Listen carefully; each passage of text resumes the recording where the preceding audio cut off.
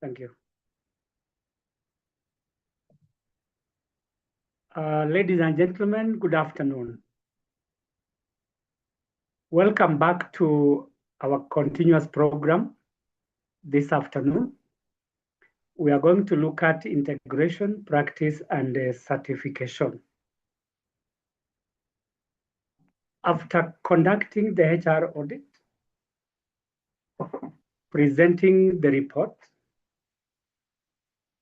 developing action plans, it is now time for the HR managers and other stakeholders to ensure that the reports and the recommendations are integrated into the day-to-day activities of the organization. So integration here refers to the process of embedding the action plans contained in the report into the daily activities, guided by policy, processes, and systems. And then practice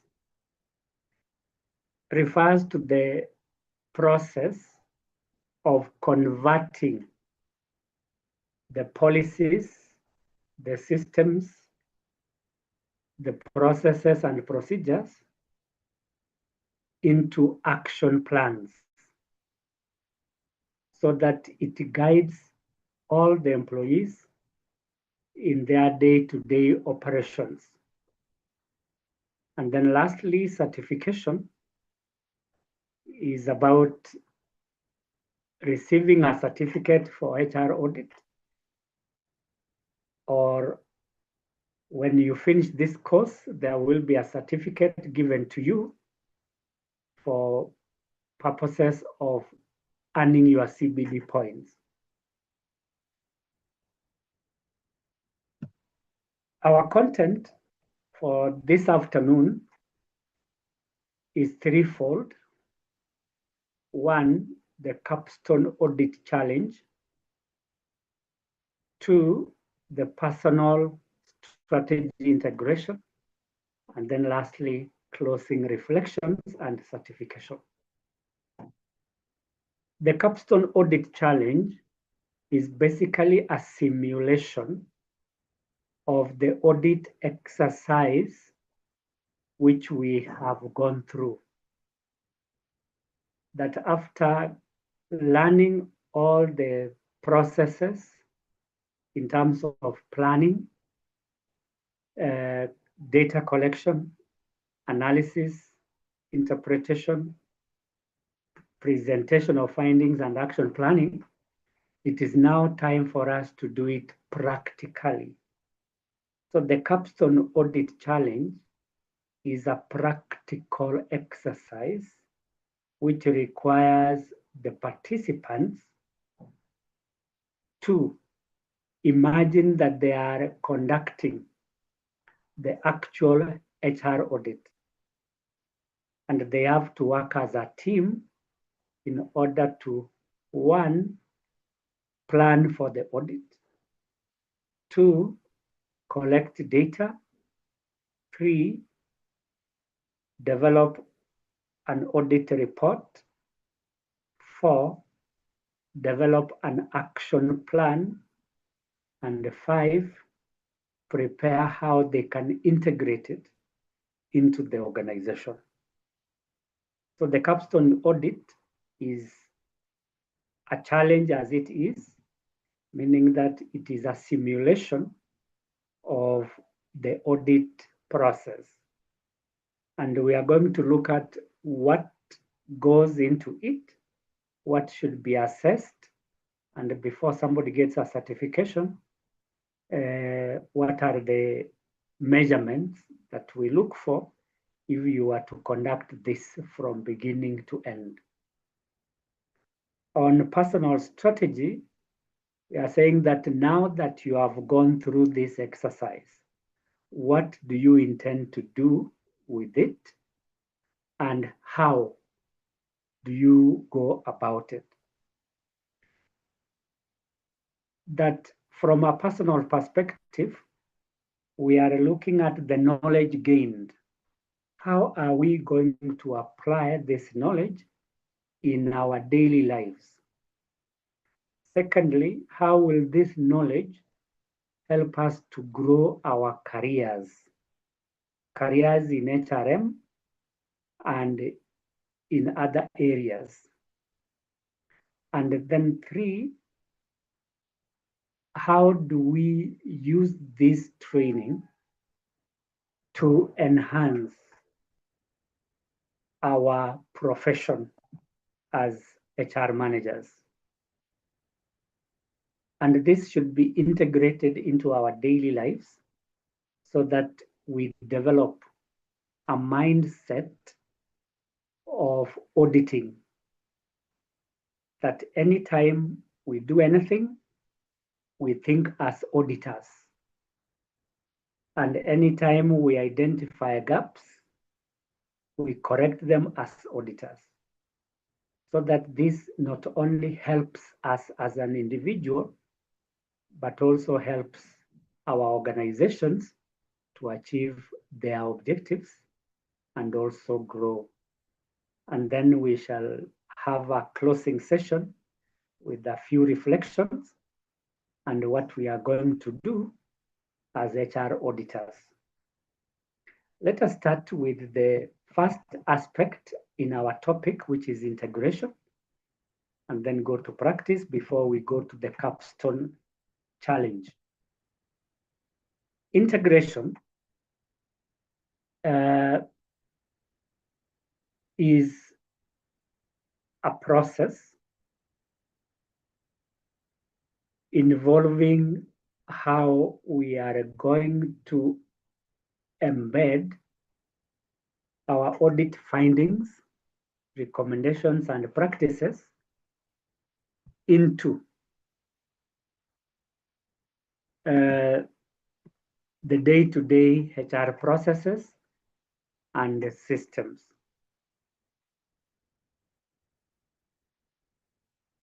We are talking about processes and systems because this is what we are auditing. I will refer to our definition of HR audit, that it is a process of assessing, reviewing, or evaluating HR processes, systems, procedures, and policies. So when we talk of integration, we have already done the audit. We have the findings. We have the recommendations. And if we did benchmarking, we have best practices. Now it is time to integrate this into the day-to-day processes and the systems that we audited. If it's a policy that was lacking, now we make these recommendations as part of the daily policy guidelines. Or if it's a system that was deficient, now that we have a recommendation, we make the recommendation on systems as part of the day-to-day systems. So generally, we are going to look at one, policy alignment. That now we have done we have the findings and the recommendations. We update the policies where there are gaps. For instance, there could be a gap in our recruitment and selection. And this gap can be remedied through a policy. So we update the recruitment and selection policy because that is what the audit has recommended. Secondly, we look at procedures. The procedures that were previously there may have changed or may have to change after the audit has been conducted. So again, we update the procedures to reflect the new reality. so that the procedures are updated and used. Secondly, we look at the systems. That now we have the findings of the report and we have audited the systems. We now want to improve the systems by way of integration. We integrate the findings of the report with the existing systems. What systems are we talking about? I can mention a few of them. One, recruitment and selection system. Two, training and development system. Three, performance management systems. Four, compensation and reward management system, among others.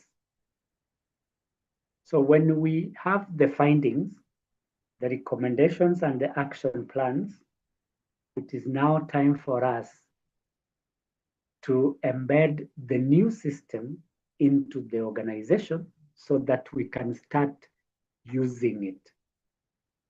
So if it is a payroll system, probably using an Excel system, we start using that.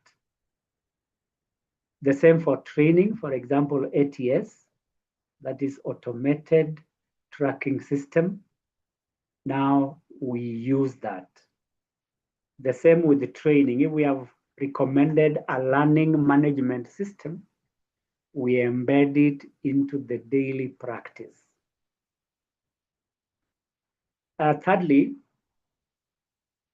we have to integrate all the changes across departments and ensure that all departments are working together in a collaborative manner. That this process is not about HR department only. It touches on other departments. Why? Because these other departments have to implement the recommendations and the best practices. So we have to ensure that other departments are on board.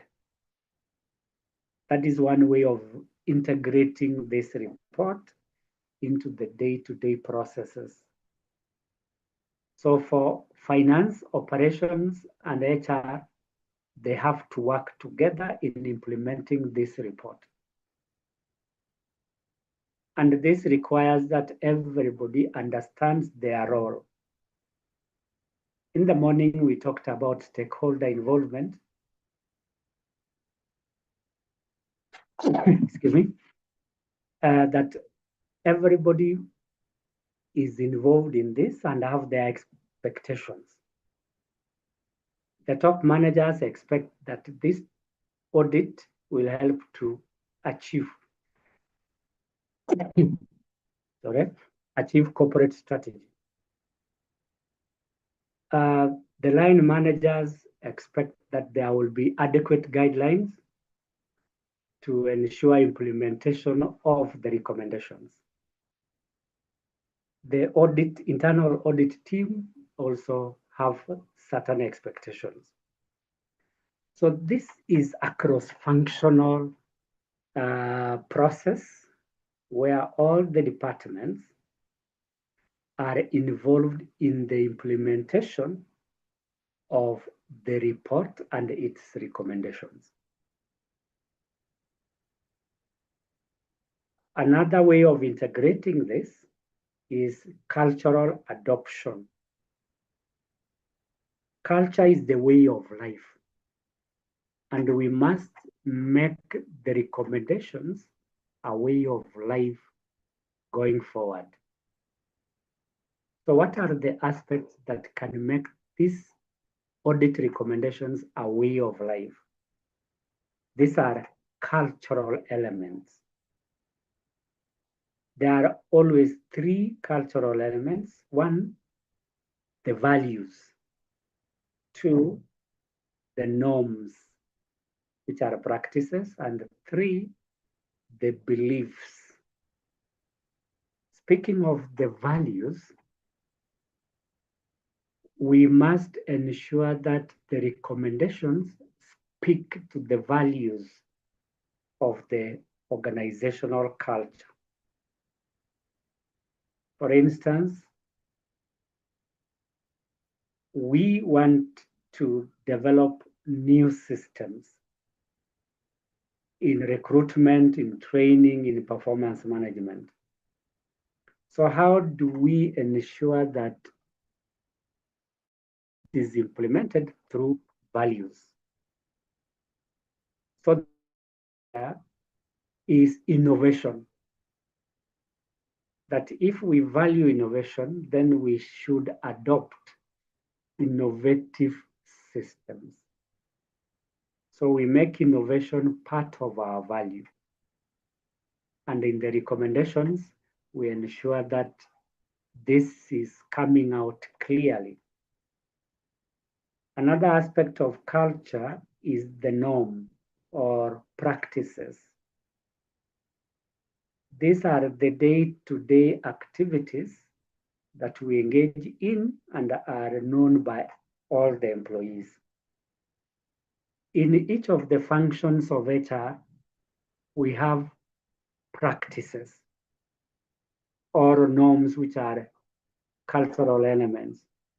For example, the practice of an organization is to shortlist candidates using either technology or the HR team.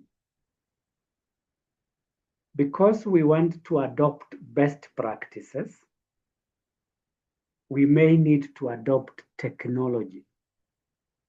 So we shortlist people using technology. And that becomes a practice. So anytime we are conducting recruitment, we use ATS as a practice.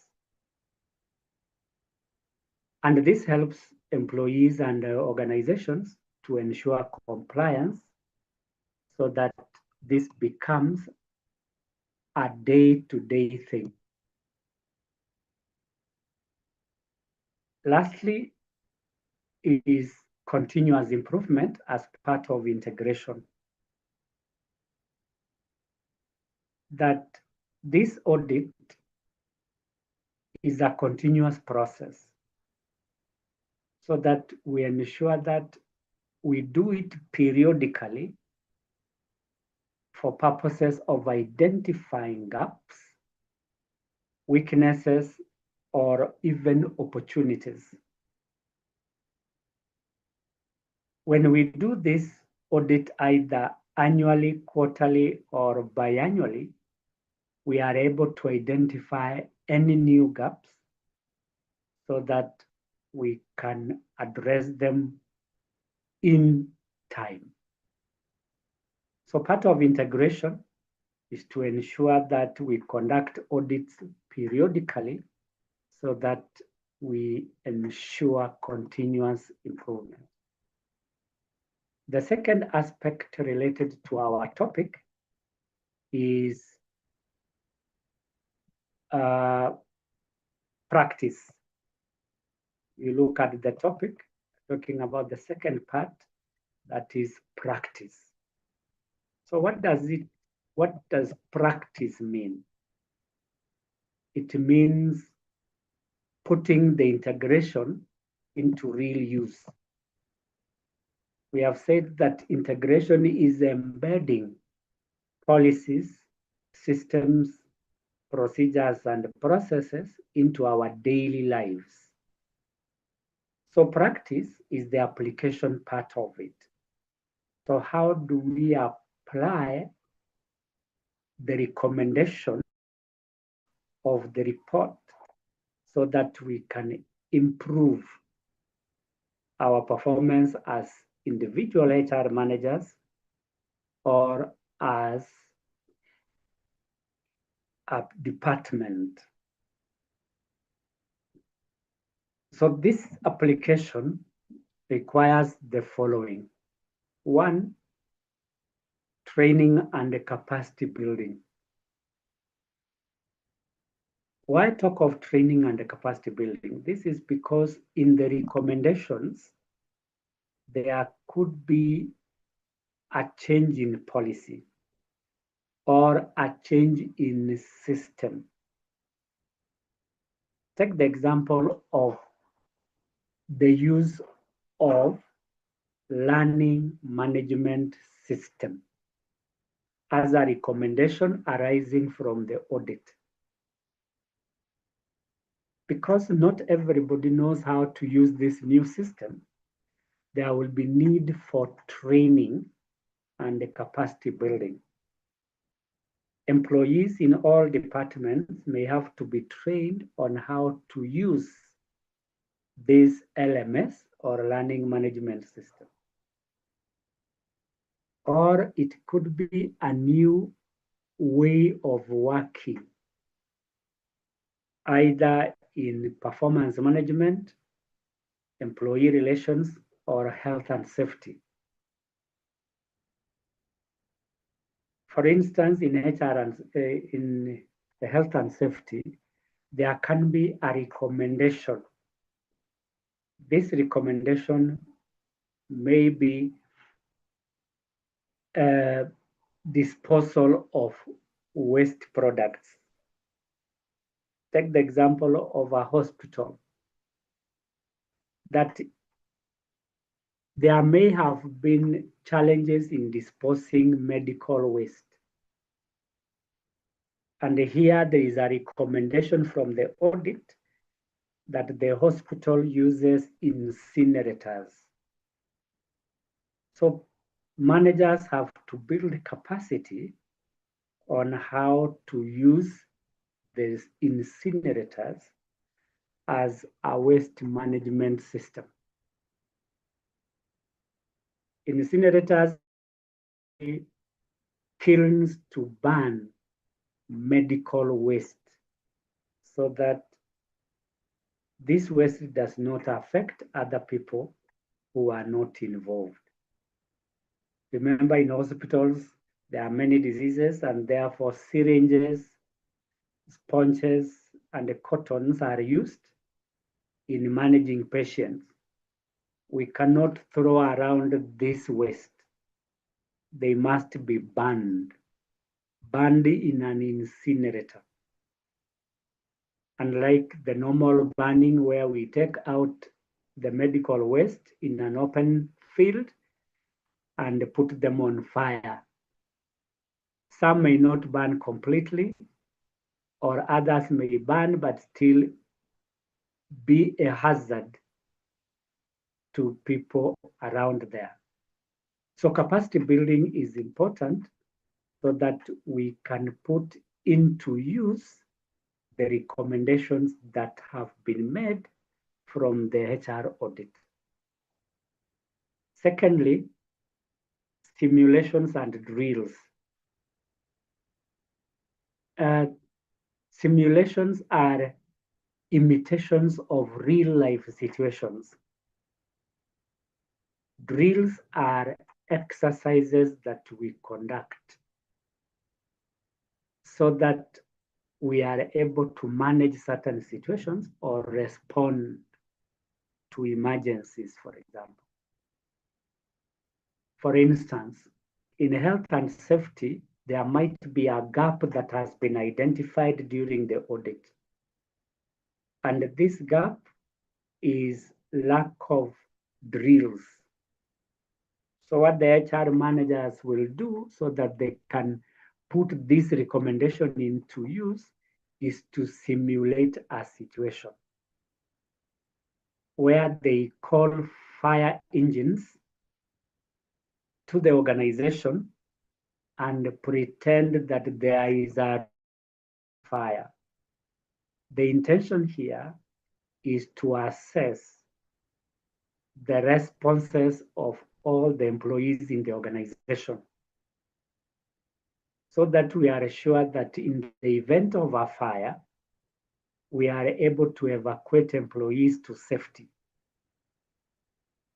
So the more the drills we perform, the more familiar we become with any emergency situations.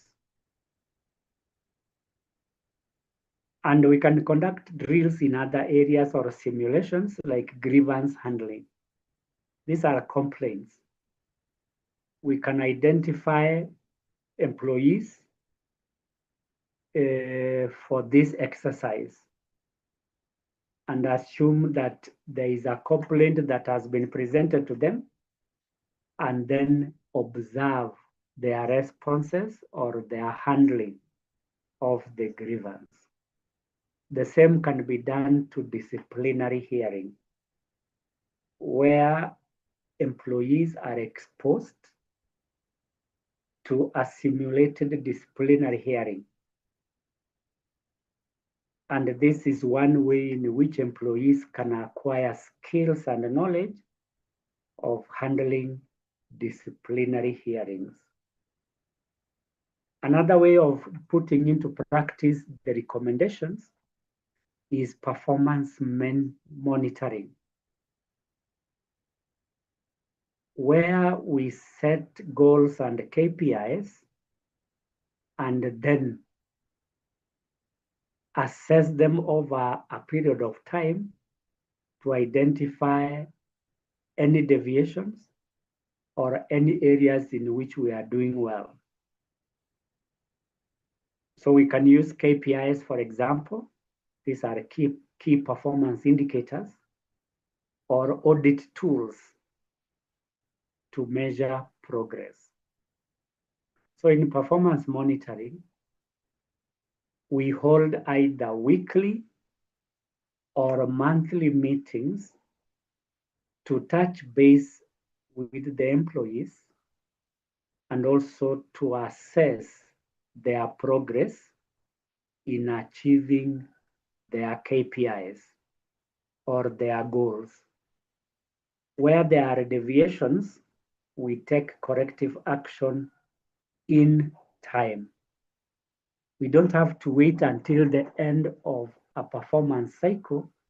That is when we start monitoring performance. Monitoring performance ideally should be a daily activity. In organizations that have dashboards, employees are able to post their achievements on a daily basis, and their supervisors are able to see what the employees did, where, how, and their successes, whether they did it well or not. So this daily monitoring helps to ensure that we don't run the risk of evaluating employees in a biased way. Biases may come from taking a long time to evaluate employees, and especially where records are not kept, so we rely on memory. Memory is not a reliable way of assessing employees because not all of us can memorize details of what happens on a daily basis. But with a dashboard, we are able to monitor employee performance on a daily basis. Then another way of putting the recommendation in practice is pilot testing, especially when it comes to systems. A pilot is a test where we want to establish whether a system is working or not. For instance, we may have a system like ATS, which has been recommended during the audit. So we developed this audit system, that is an application tracking system. But before we roll it out completely, we have to test it. Can test it within using a sample of employees. So we shall pretend these employees are applicants and ask them to apply using the system. Shortlist using the system, interview using the system, select using the system. So if the system is able to work properly, then we can roll it out. But first we need to test it. Because when we talk of practice, we are putting the recommendations into real use. In this case, under piloting, we are putting the ATS into real use. And then routine audits, that once we have implemented the recommendations, it is advisable to conduct either weekly, monthly, or quarterly audits. We can call these mini audits before the major audit, so that we ensure that everything is on track. So this is a form of tracking the implementation of the recommendations. We audit the recommendation, the implemented recommendations regularly, so that we are sure things are going on according to plan. And this plan is the action plan. And then lastly, under practice, is feedback. That as we implement the recommendations of the audit, we should get responses from all the stakeholders, so that one, we know whether or not the system is working, or two, any emerging issues that can be included in the implementation.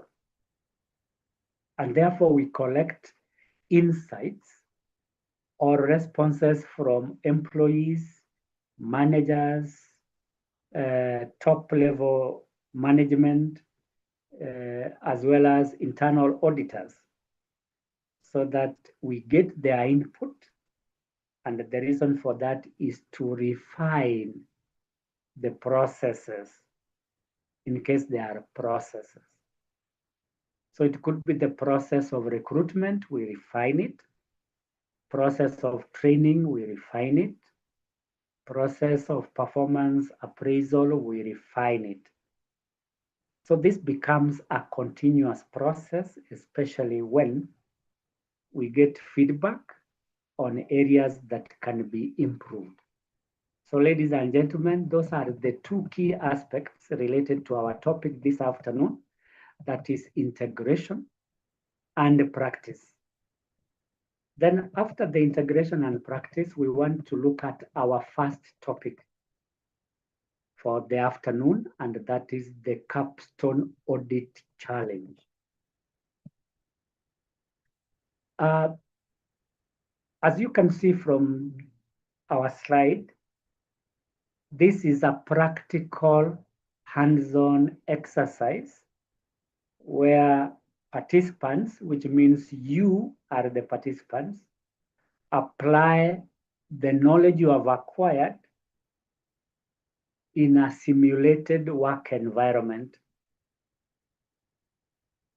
As I said in my introduction, that when we conduct trainings on certifications, any certifications, participants have to be put in teams and then do a practical exercise.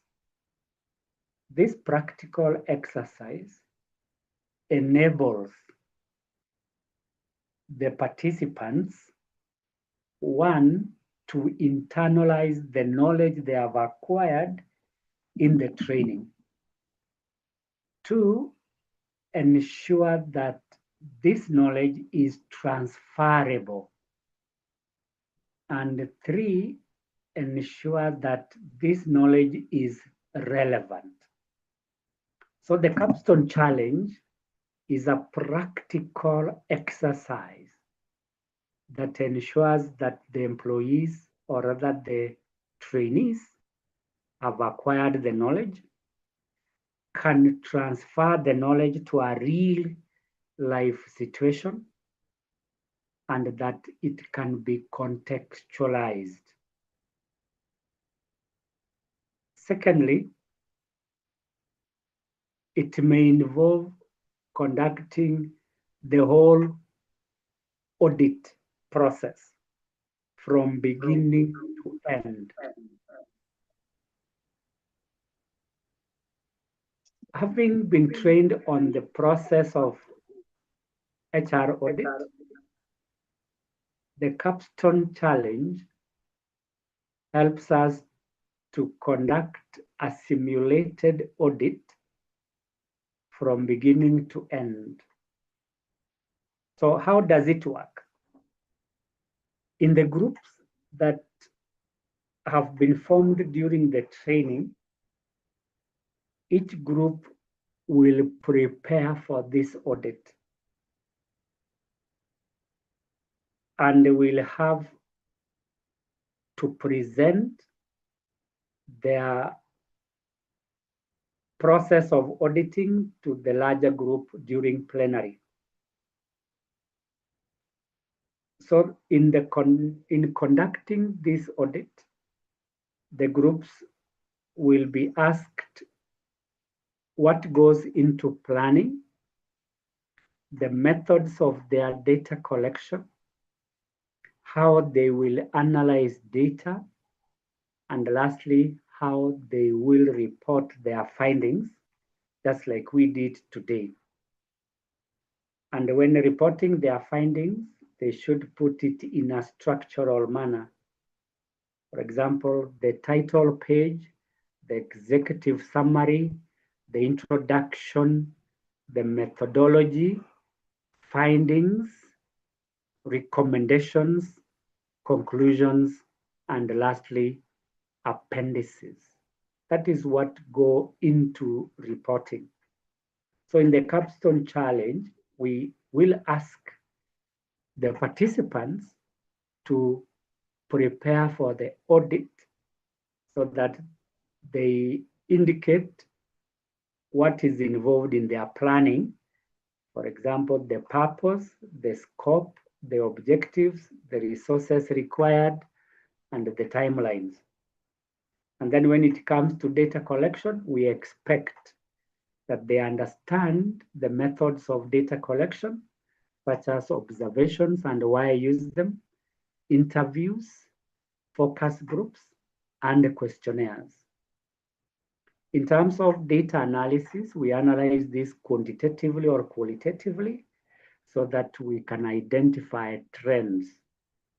So the data analysis methods could be quantitative or qualitative.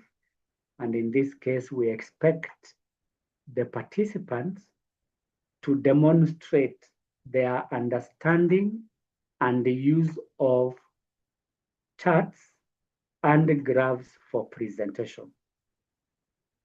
And then lastly is reporting, where the report has to be presented to the relevant stakeholders. This morning, we talked about content of the reports, characteristics of a good report, as well as best practices in reporting. In the Capstone Challenge, this is what will be assessed, and I will demonstrate this shortly. Lastly, this challenge tests the participants on several aspects. One, critical thinking. That today we do not want to think about activities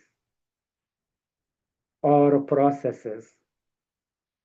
We want to think critically by showing the linkage between different variables and the possible impacts. For example, there is a lack of a recruitment and selection policy. As a critical thinker, what are the implications of this? One, we talk about legal implications. Two, we talk about financial implications. Three, we talk about strategic implications. So a critical thinker will go through this process and try to develop or identify linkages between the findings and the organization's performance.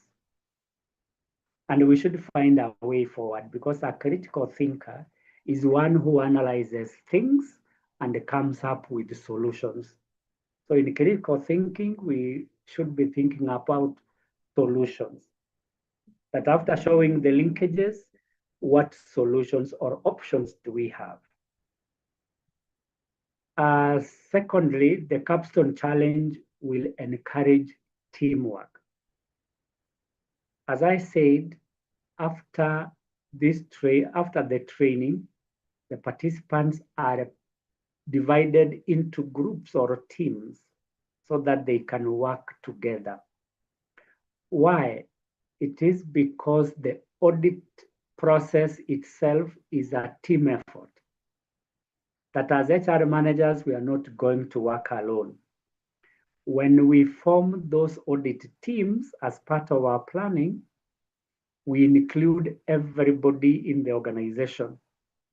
So the team members may be drawn from all the departments like finance, ICT, marketing, production, and HR. So this is a team effort. The capstone challenge will assess how the team members worked together and probably identify the weak team members so that they can improve. Those of us who watched this program by Donald Trump called The Apprentice can remember that those potential entrepreneurs were put in teams to work on projects. And at the end of that project, they were required to make their presentation and identify weak links. The weak links could be individuals who did not help the team to succeed. And the team members point them out. Who is the weakest link? Those weakest links in this program were eliminated. But in the capstone challenge, we are not going to eliminate, but we are going to make recommendations on how the team members can support the whole exercise by playing their roles effectively. And then lastly, the capstone challenge will help the participants to apply the skills they have learned. And this application is what we have just mentioned in the practice, putting the integration into real use. And this is where we are, that the capstone challenge will help the participants to apply their skills and knowledge in a real audit when they go back to their organizations. This is on the assumption that they have never done an audit of HR, and therefore whatever they have learned can be taken back to the organization. So this simulated exercise requires that the participants apply those skills in a simulated exercise. Now let us go to an overview of the capstone challenge. One, the purpose is to apply the knowledge that has been learned in a real world situation. Remember, our topic is practice and application of the knowledge that we have acquired. Then what will the capstone challenge cover? It will cover several domains or aspects, such as recruitment, performance, compliance, employee relations, training, and even compensation and rewards. As you can see, these are the functions of a HR department. And therefore, the assumption here is that the capstone challenge will be focusing on the functional audit of HR, where we are assessing the efficiency and effectiveness of policies and practices related to recruitment, performance, compliance, and labor relations. So basically, the coverage of the capstone challenge is on the scope of the audit. Then thirdly, teamwork, which I've just mentioned, that through this capstone challenge, people are able to work together in teams. That when people work in teams, we achieve better results than when individuals are working alone. And that should be the spirit when we are conducting an actual HR audit. But in the capstone challenge, we are simulating that we assume we are auditing the HR functions and therefore ask the team members to audit various aspects and come up with a report. So the expectation in a real world situation is that the participants will work as a team. Then the challenge also includes case studies. These case studies might be real or imagined. Imagined is hypothetical. So the participants are asked to read a case study or an excerpt. Excerpt is a short case study. And when they read this case study, they should be able to identify gaps. And from these gaps, conduct an audit, prepare a report, and an action plan. Then again, the capstone challenge is time-bound. That participants can be given 1 hour or 2 hours to conduct this exercise. So this is done during the training. So 1 hour or 2 are enough for the participants to conduct or do an exercise. And lastly, evaluation. That as ACHRP, we have to evaluate the performance of the participants and rate them. And this is what will give them a certificate. So the ratings are based on depth. To what extent do the participants understand the concepts that have been covered in the HR audit process? The depth, deep understanding of the concepts. Secondly, the accuracy of their presentations.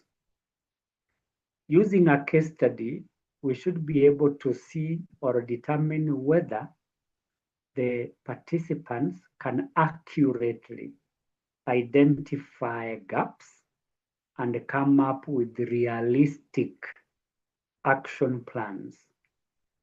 So that accuracy is what is assessed at the completion of the training. And lastly, the recommendations. What about the recommendations? They should be actionable and they should be smart.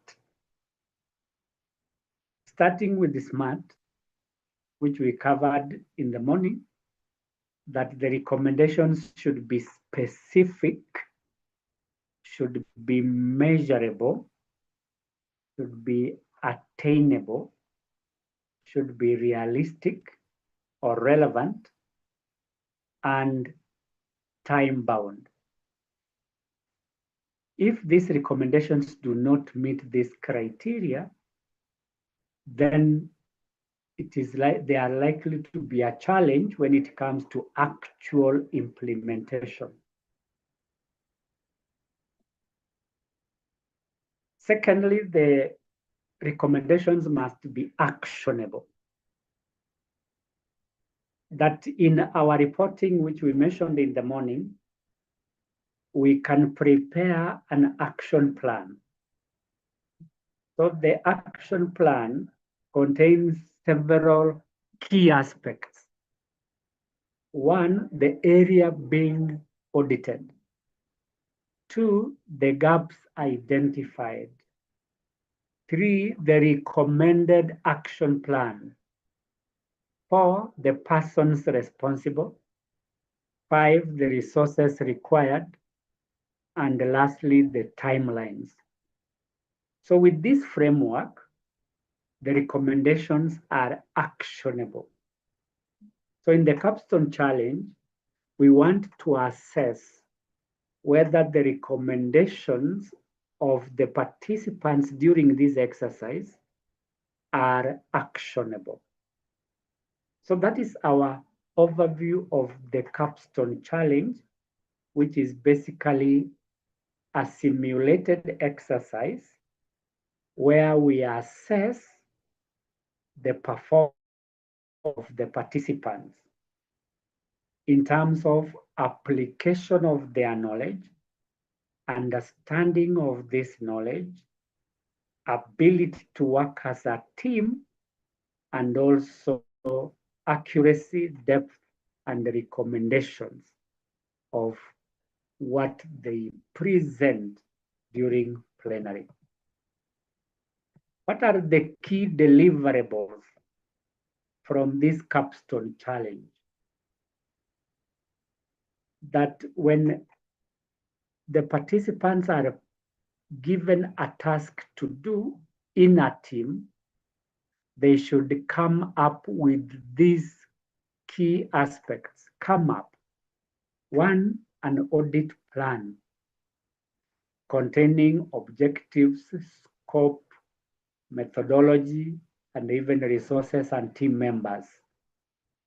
So there must be a structured plan of what will be done, how it will be done, where it will be done, by whom. So the objective is the tools for measuring the outcome or what is to be achieved by conducting the audit. The scope are the areas to be covered, and the methodology are the processes and tools we are going to use to collect, analyze, and interpret audit findings. Another deliverable is data collection tools. That in the exercise the participants are given, they are expected to collect data. So they should explain in their presentation the methods or the tools they will use to collect data, such as checklists. It could be a checklist of policies, a checklist of SOPs, or a checklist of job descriptions. Others can present using interviews or documents to be reviewed. So the participants must come up with data collection tools, because there is no way we can do an audit without data collection. Thirdly, we need a risk register. Yesterday, we talked about risk identification and prioritization. And we said that every function of HR can present risks, either compliance risks, financial risks, or other risks. So this risk register will show the types of risks, the sources of the risks, the impact of the risk, and the likelihood of occurrence. And we also expect the participants to give a score of the risks that they have given. For example, in recruitment and selection, they might identify a risk such as hiring the wrong person. And then they should score that risk using the likelihood or a potential impact. Hiring the wrong person is very risky, and therefore the impact is higher.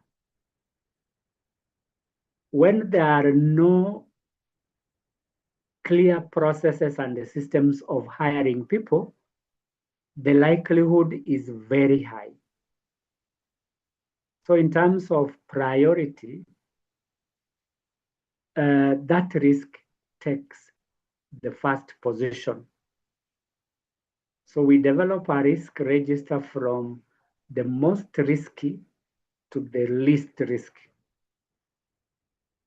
based on likelihood and impact, so that as auditors, we are able to prioritize those risks and take remedial measures.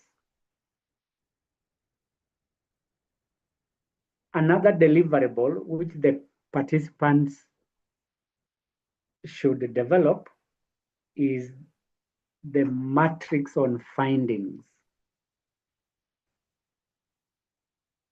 I showed this morning a matrix of the findings in a table form where we are talking about the area being audited, the gaps identified, the compliance area, the risks, whether high, moderate, or low,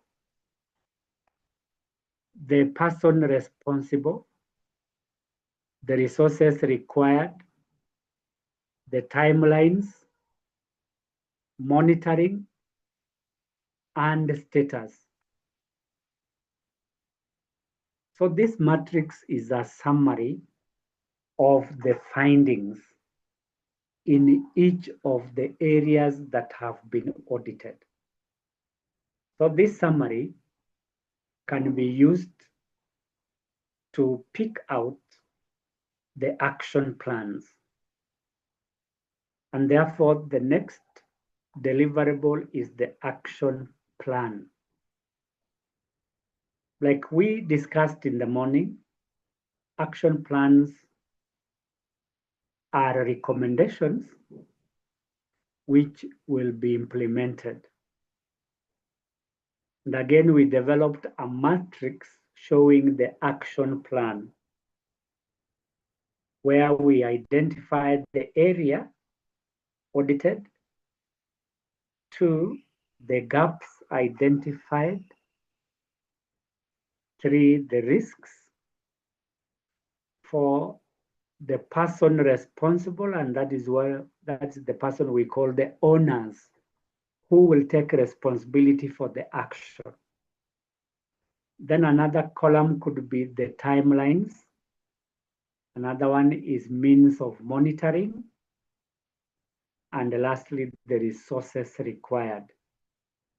So this is another deliverable which we expect to be presented during the capstone challenge.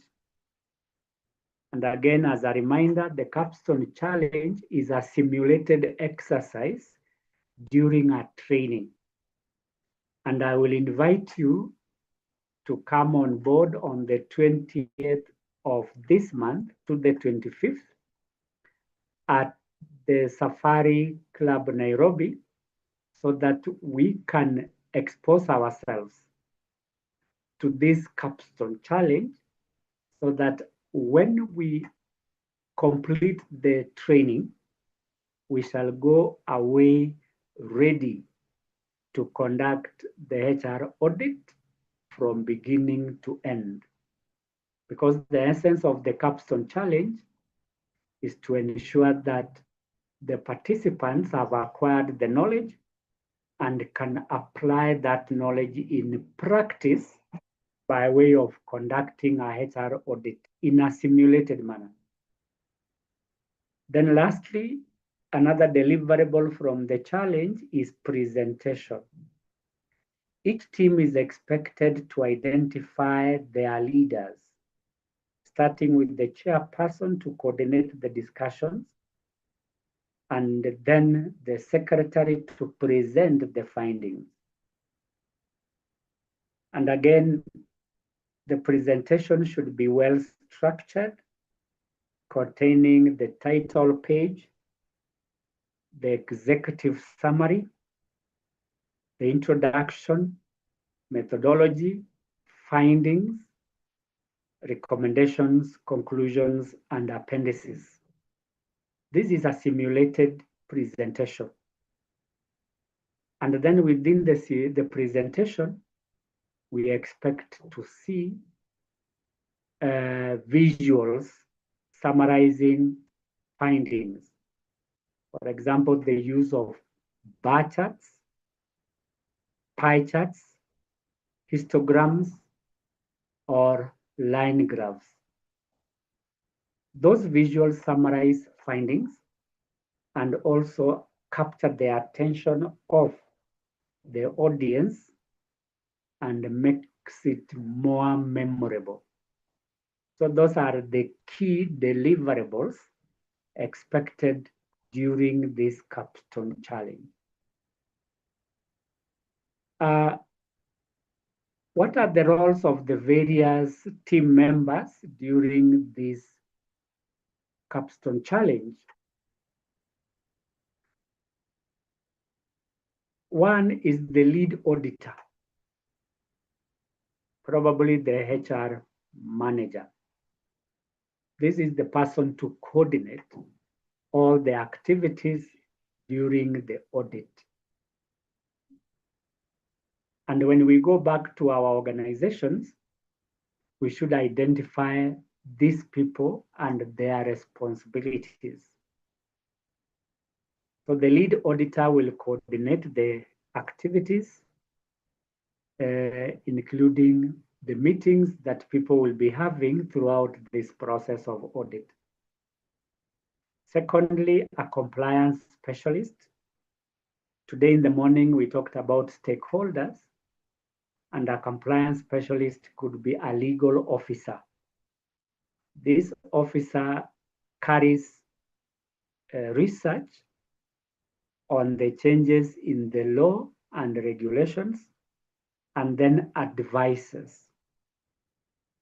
So in the capstone challenge, we will have at the back of our mind a compliance specialist to ensure that whatever recommendations we make are compliant with the law and the regulations. And then HR analysts. These are people who are good at data analytics. So they are able to interpret data and make meaningful conclusions and recommendations. That is why we are encouraged to attend another course that we shall be having in Naivasha starting on the 6th on HR analyst. This will be another opportunity for us to acquire skills on how to analyze data from a HR perspective. And this is a certification called Certified Human Resource Analyst, starting on Monday, the 6th October 2025. So in this program, you will learn how to collect, analyze, interpret, and present data in a scientific way related to the various aspects of HR. So data will be our cup of tea that we shall be discussing starting the 6th. And then another role in HR audit is the person doing the documentation. This is the person compiling all the documents that have been used in the audit, as well as all other documents recommended that they should be used. And we are singling out a documentation lead because we want somebody to be responsible for these records. And when we need them, we should be able to access them. And then in the capstone challenge, we need a communicator. This is a person who will share the findings to the evaluators and peers. In a capstone challenge, the groups are asked to make presentations, and the presenter will share their findings to the evaluators and the peers for assessment. And again, this will be assessed based on what we captured earlier. And I will show that the last bullet on evaluation. We assessed depth, accuracy, and recommendation. So when we are making a presentation, we should be able to see depth, see accuracy, and see clarity of recommendations. So that is why we have these group roles like the presenter. Timekeeper is one who will remind the participants that they have 10 minutes to present their findings, they have 20 minutes to end their discussions, or they have 1 hour to finish their assignment. In a real world situation, the HR manager should be the timekeeper, showing when the recommendations will be finished, the deadlines. And if we are going to do a rehearsal in our organizations, the HR manager will set a schedule for those rehearsals so that we can practice conducting the audit prior to the actual HR audit. So those are the roles of various groups who will be participating in the HR audit, and particularly in a simulation. I want to stop there briefly and ask for our comments and questions based on the introduction that we made related to one, integration, where we said that we are embedding the recommendations into the day-to-day life. Secondly, the practice, where we are putting into real use the recommendations. 3, the capstone challenge, what it is and how it works. And then the deliverables, what is expected from this challenge. Then the roles of the group in the capstone challenge. So the floor is ours. If you have a question or a comment to make, I will be glad to answer.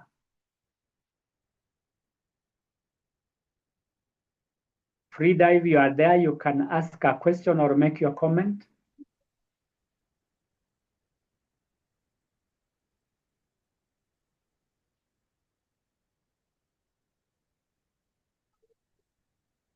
Yes, Frida, go ahead. Let Frida go first, and then Charles will be next. Frida, your comment or question?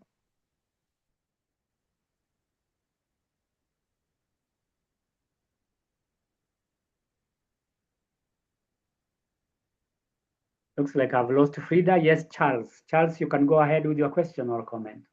Yeah, good afternoon, Mwalimu. Good afternoon to you. Yeah, there is this area of simulation drills. Yes. Mm-hmm. You have indicated one area as disciplinary. Yes. How do you go about it, especially the two examples you had given? Yes. Thank you for your question. Anything in the HR function can be simulated. Anything. Frida, I will come to your question after I've answered Charles. And I was saying that every activity in the HR department can be simulated, including disciplinary. In a capstone challenge, we may be presented with a disciplinary case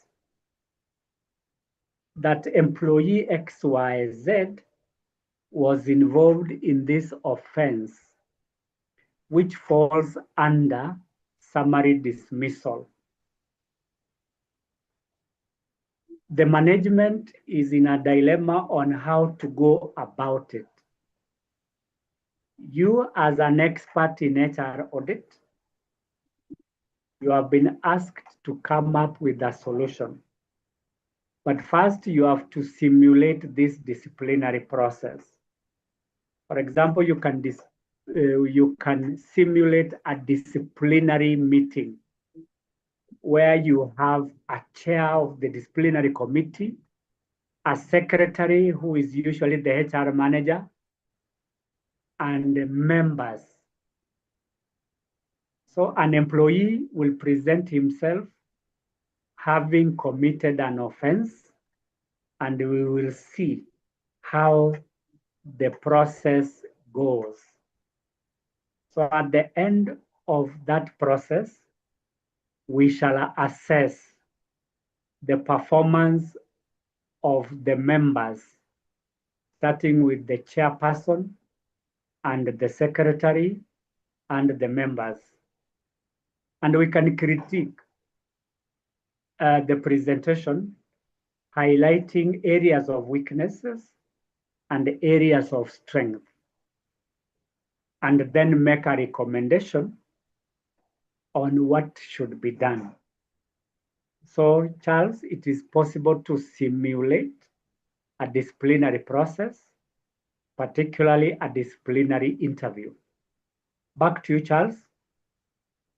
Thank you very much, Mwalimu. You have answered it very well. Thank you. Thank you, Charles. And then back to Frida. Frida, if you are online, please go ahead with your question or comment.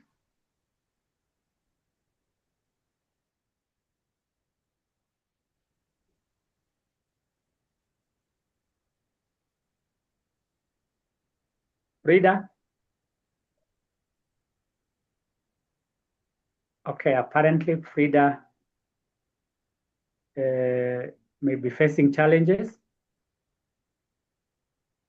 Then with your permission, we can move on to the next part, and that is success factors.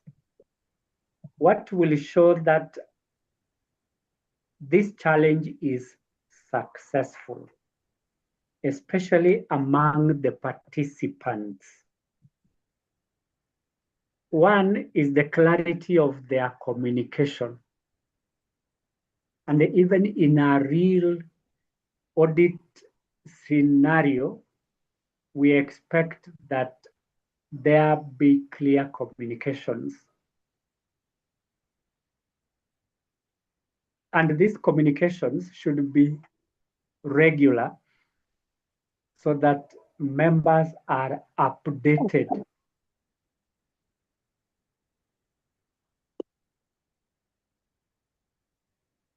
So that we carry everybody along the journey.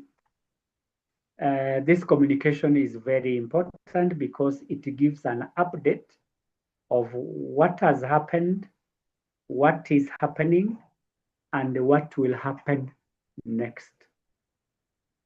So communication is key, and for those of us who have undertaken a course in communication, they say that communication is the backbone of the organization, and others say that it is the lifeblood.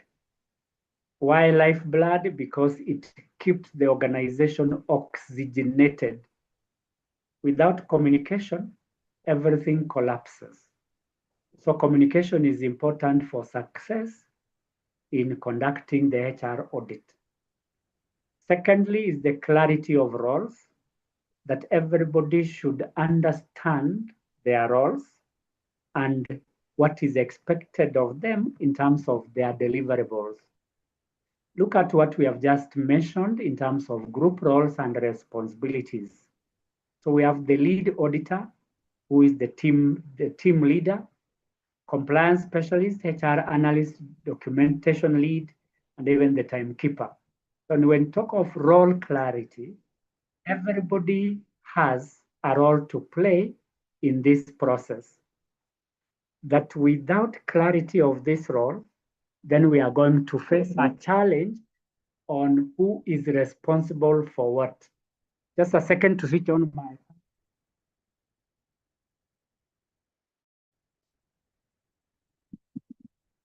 Thank you. We should all understand our role when we are conducting the actual audit, so that if anything is not understood, clarification is conducted, clarity. And even as we said earlier on, in reporting, especially in the action plan, we have the people responsible. So we should know the responsibilities of each person in this process. Then another success factor is the audit tools. Are people able to use them efficiently and effectively? So what are the examples of these audit tools? For example, a checklist. We said that a checklist is a tool that can be used in presenting the findings or in preparing the action plans. So this is a list of items such as policies, manuals, and SOPs. If not, it could be regulations or laws that should be complied with. So the effective use of this checklist will give us an indication of whether we are going to succeed in the HR audit. Another tool is the matrices. These are the measurements, the data analysis tools.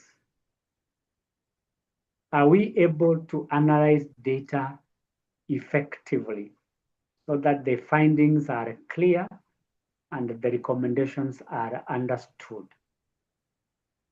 And lastly, the scorecards, one of which we mentioned earlier is the balanced scorecard, containing 4 parameters. 1, the finance aspect. 2, the customer aspect. 3, the process aspect. And 4, the growth and learning aspect. The team members should know how to use this scorecard. For example, in the customer perspective, what are we measuring? We are measuring several things. I can mention three. One, the number of customers that have been brought on board. Two, the level of customer satisfaction. And three, customer retention rate. So if we were to score ourselves, we use those parameters in that aspect. Then another success factor is the accuracy of our data. We indicated in the morning that one of the characteristics of audit report is accuracy of data. Accuracy of data can be determined by a number of things, and one of them is the tool that we used. This tool can be a questionnaire, an interview, or an observation checklist. The tool must be clear for us to have accuracy. The tool must be simple in order to have accuracy. So inaccurate data shows that we are not reflecting the reality on the ground. And we may lose trust because we presented inaccurate data. For instance, when we do a head count, we say that finance department has 10 people. And we recommend that this is excess. We need to reduce the numbers to 3. When the reality on the ground is that finance department has 3 people, and therefore there is no need for reduction. This will be embarrassing for us, and somebody can easily lose trust because this report cannot be relied upon. So for purposes of trust and reliability, the data presented must be accurate. Another success factor is strategic focus. This is about alignment, and we have been talking about this since the beginning of this training, that everything that we do during or even after reporting is alignment.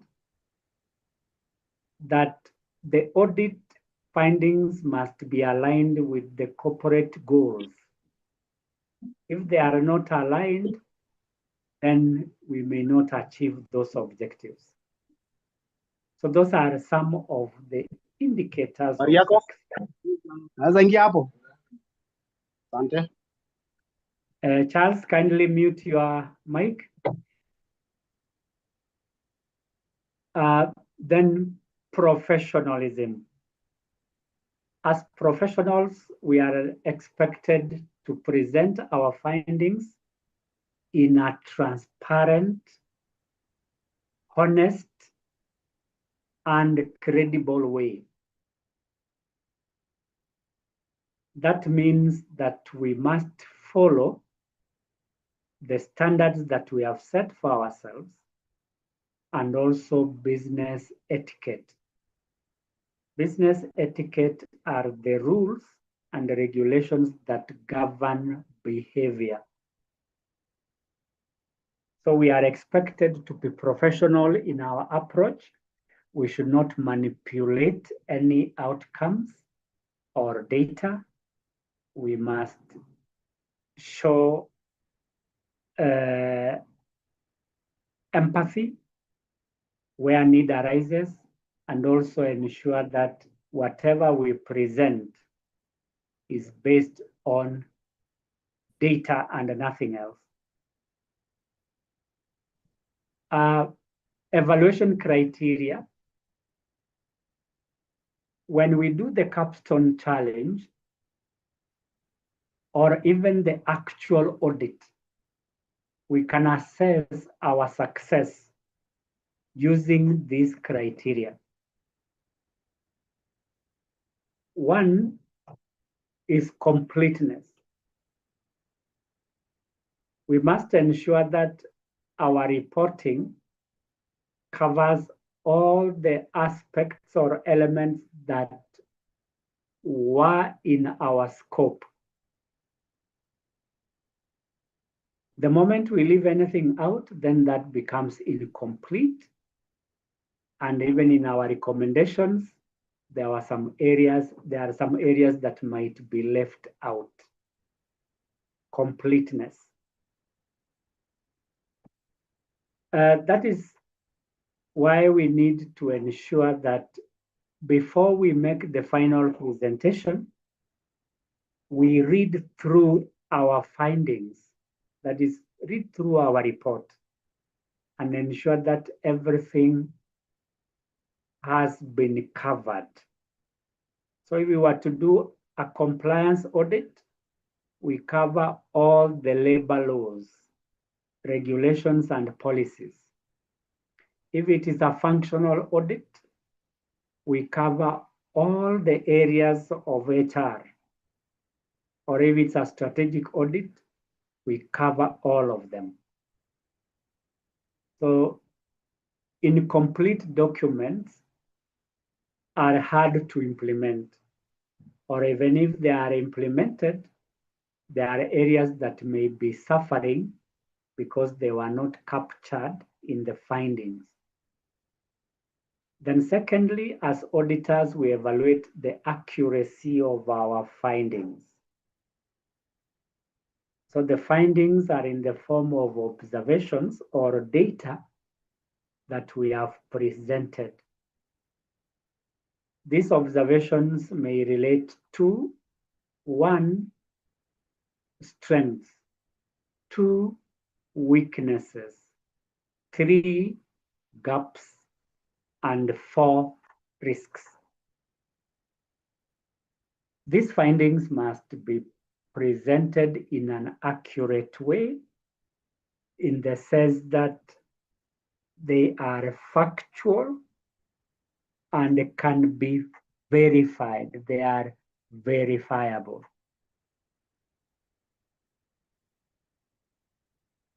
Another criteria is feasibility. This is the practicality of the recommendations. And going back to the characteristics of action plan, we said that one of them is SMART: specific, measurable, realistic, and time-bound. If the recommendations are not actionable, then it becomes difficult to implement any of them.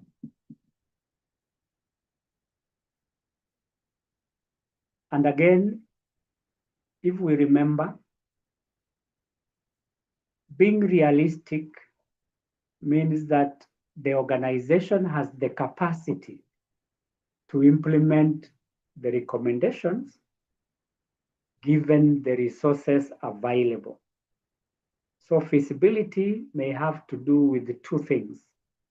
1, the timelines, and 2, the resources available. If we set very short timelines,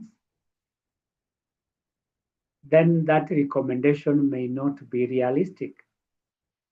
For example, we may find that we do not have many policies, either in recruitment, in training, in performance management, in employee discipline, in communication, and others. Many policies. And then in your recommendation, you say that we should formulate clear policies in those 6 areas. And then we give a timeline of 2 weeks. That is not realistic, because it is not possible to review or develop new policies within 2 weeks. unless we are going to cut and paste from other organizations. And even if we cut and paste, some of the policy provisions do not apply in our organizations, and therefore the need to customize them. And then the resource availability, that when we are making a recommendation, like introduction of a new system, for example, ATS, and then we do not have money to develop that system, or we don't have the personnel to do it, then again that becomes impracticable, and therefore it is not realistic. Another evaluation criteria is clarity of the presentation. We are talking about clarity in two ways. One, the structure of the report, and two, the language that is used in reporting. In terms of structure, we must have a standard structure for presenting findings, like the one we looked at today in the morning, starting with the cover page, then the executive summary, then the introduction, then the methodology, findings, recommendations, conclusions, and appendices. This structure must be clear so that it is easier for us to identify areas of emphasis. On language, we say that the language used in the report must be understandable, and therefore we must avoid the use of jargon language unless our audience understands that jargon. Another criterion for evaluation is team collaboration. Whether it is an actual audit or a simulated audit, like the one we are talking about in the capstone challenge, we must assess the level of teamwork. Teamwork is assessed in terms of three things. One, involvement and participation in the activities. Two, communication. And three, cooperation. That yes, somebody might be in a team, but they are not cooperating. Or somebody is in a team, they are not contributing anything. Or somebody is in a team, they are not communicating. That shows lack of teamwork. They are apathetic to what is going on, or simply they are ignoring this process as not being important.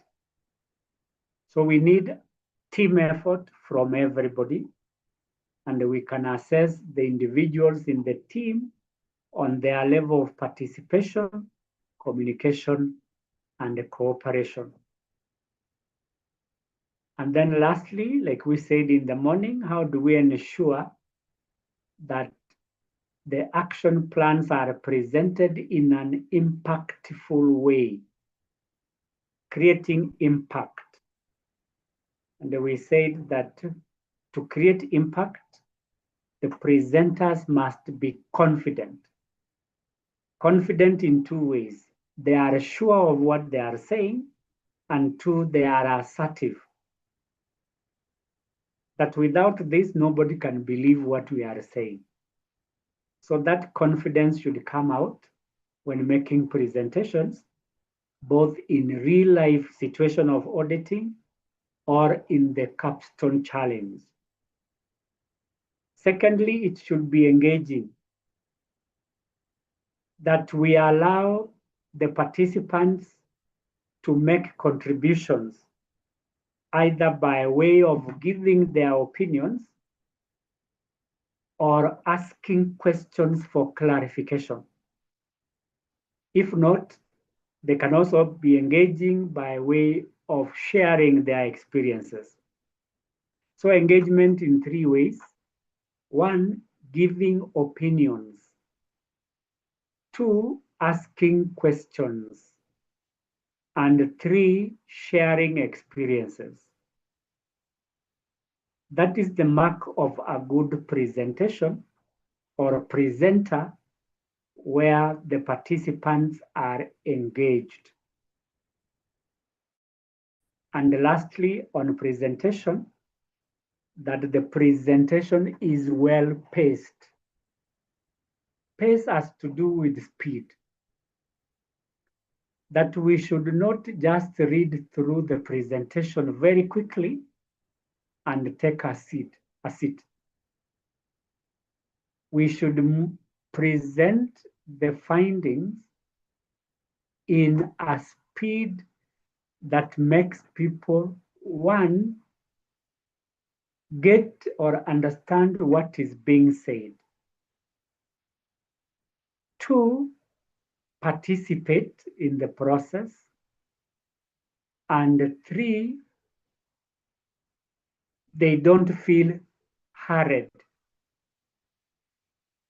If you make the presentation in a hurried manner, then nobody is likely to pay attention. That document becomes a candidate for the dustbin. So we should be careful when we are making presentations, the speed at which we make them. Any presentation, whether you are training like myself, do not move very fast. Move at a pace where people are able to understand. Where people don't understand, repeat for clarification or slow down so that they get what is being said. And this is a skill that can be learned over time. And during the capstone challenge, this can be pointed out that the presenter was very fast. We didn't get what he said. It can be embarrassing in such a situation. Before we take another break, we look at real life or real world relevance of the capstone challenge or simulated HR audit. 1, the simulation replicates the actual HR audit and enables us to expose ourselves to similar challenges in an organization. So a simulation, just like we can do a simulated training, we can do a simulated HR audit, which replicates or very close to what actually happens in the actual audit. Secondly, authenticity. 2 things about authenticity. 1, we present facts as they are. And 2, we are realistic in our recommendations. And even as individuals, we must be authentic. Authentic in the way we speak, or authentic in the way we interact. We should not imitate any other person. Let us be ourselves. If you speak with us, you will get that. And they may come to the conclusion that you are not authentic. So speak in a language that you understand best, and your intonation or volume should represent the real you. Going back to the authenticity of the report, that the findings must be accurate and they must be realistic. Anything that is cooked or unrealistic is not authentic. And then we need to be prepared that through this capstone challenge, we prepare ourselves for the actual audit. And therefore, this challenge trains participants to approach real live audits. So when you come on board on the 20th to the 25th of this month, we shall be talking about this capstone challenge at the end of the training as part of the preparation for us to go back in our organizations and conduct an actual HR audit. Then another relevance is that it is practical. That in such a challenge, we go beyond the theory that has been discussed in a training such as this. For instance, since we started, we have not been put in groups so that we can participate in an exercise, basically because of the time constraints. But in a capstone challenge, which we shall have from 20th and to 25th, we shall have enough time to do the audit practically in a simulated manner. But when you go back to your organization, you have to do it in reality, where you convert what you have learned during the training into an audit report. And this will help even your managers to be sure that what was learned during the training has been transferred to the workplace. Impact that the capstone challenge prepares learners to do an actual which can create an impact in the organization. That this challenge is not done for fun. That it is going to translate into results which can be acted upon. So when we conduct an audit, we identify gaps, we make recommendations, and implement those recommendations. So this capstone challenge prepares the learners, who are you for now, to conduct an HR audit, which will enable the organization to improve its policies, its processes and systems, as well as ensure compliance. And then lastly, value. That through such a training, the learners acquire practical skills and knowledge that they can apply in a real life situation. Even at a personal level, we will be looking at how we can integrate this audit into a personal practice. That personally, we have learned something to do with HR audit. How is this going to translate into career success? So when we use this as part of our career progression, then this process or this training will help us to grow professionally. And as a professional, we are accountable for what we do and the behavior of others or the results we produce.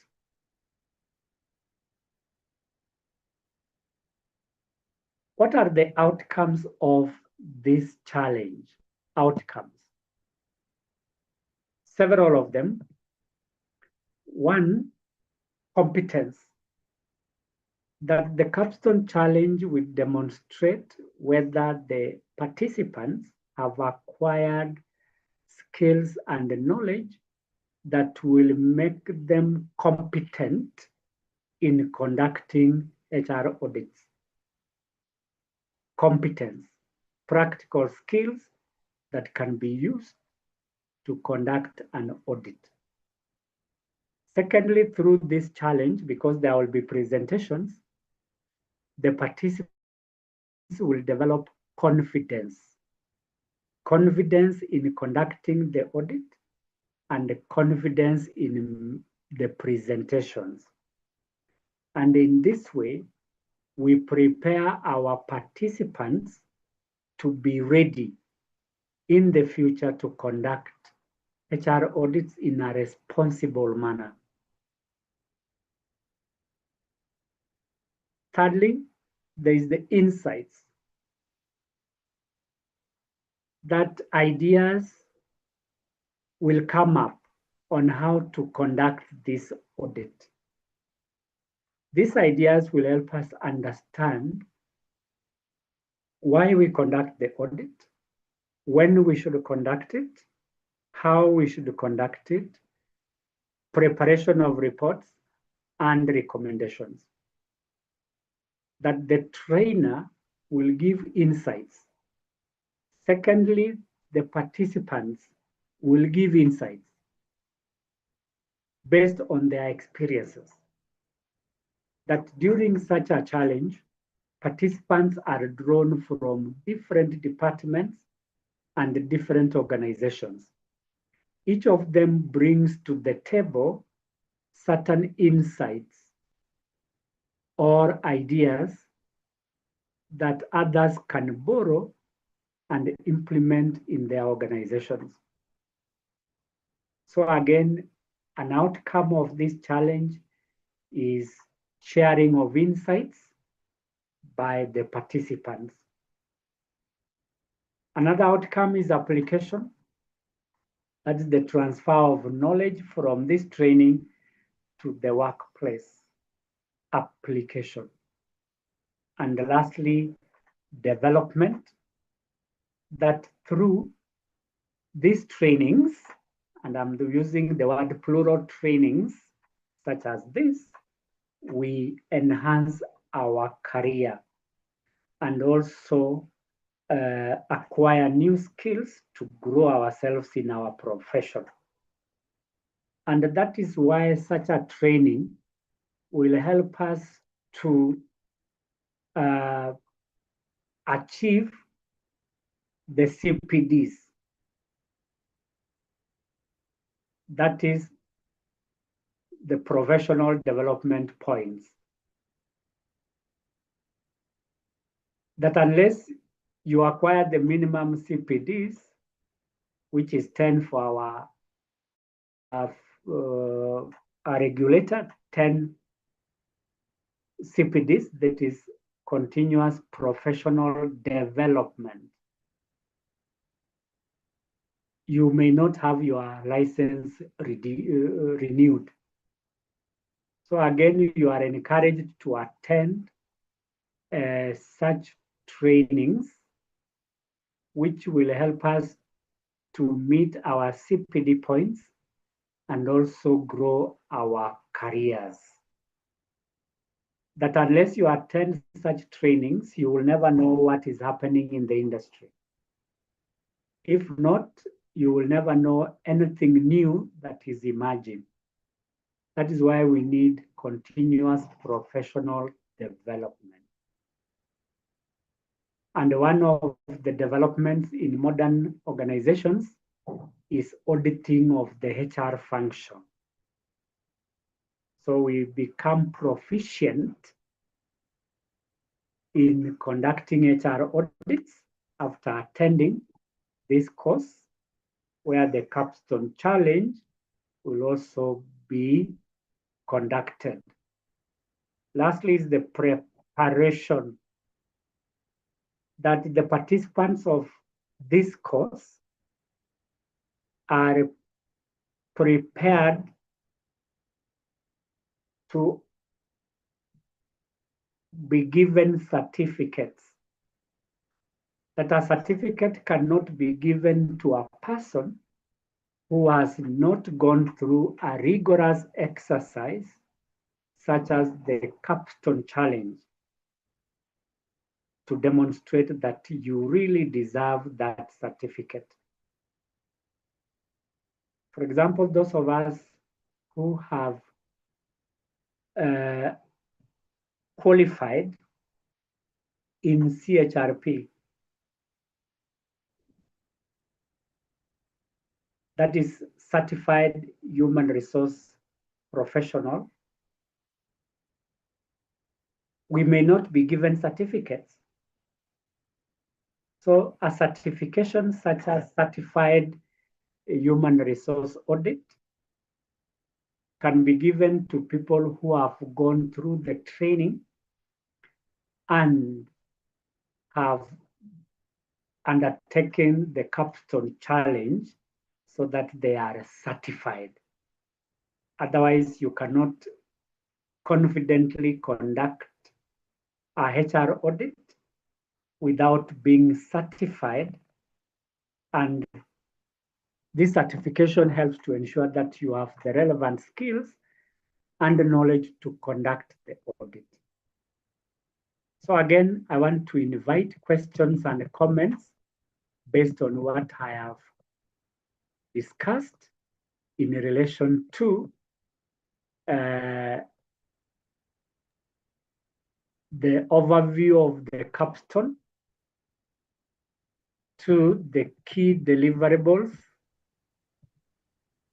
3, the group roles,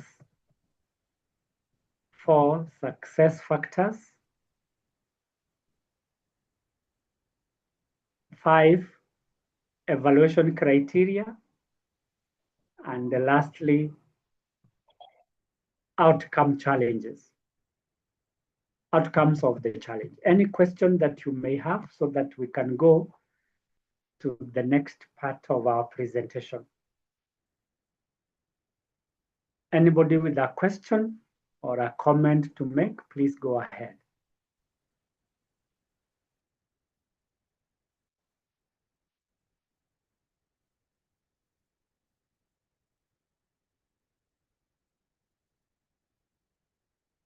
Okay, silence means that there is no question or comment, and therefore that is a permission for me to move to the next part, that is personal strategy and integration.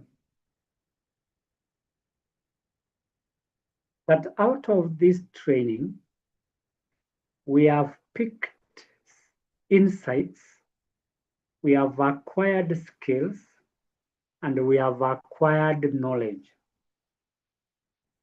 How are we going to use these insights, this knowledge, and these skills for professional development at a personal level? And if you look at our first point there, personal strategy and integration focuses on aligning our audit knowledge with our professional goals. That after this training, you will have acquired skills and knowledge, and this will help you to grow personally. How do we grow personally? We are able to perform our work professionally. 2, we are able to make recommendations for action to others. 3, we are going to audit other organizations or our own organizations because we are certified human resource auditors. And this can only come after you have gone through the certified human resource auditor.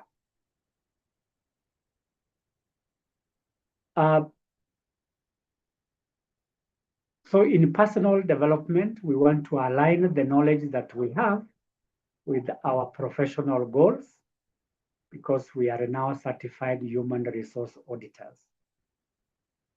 2, it encourages participants to reflect on their strengths and opportunities for growth.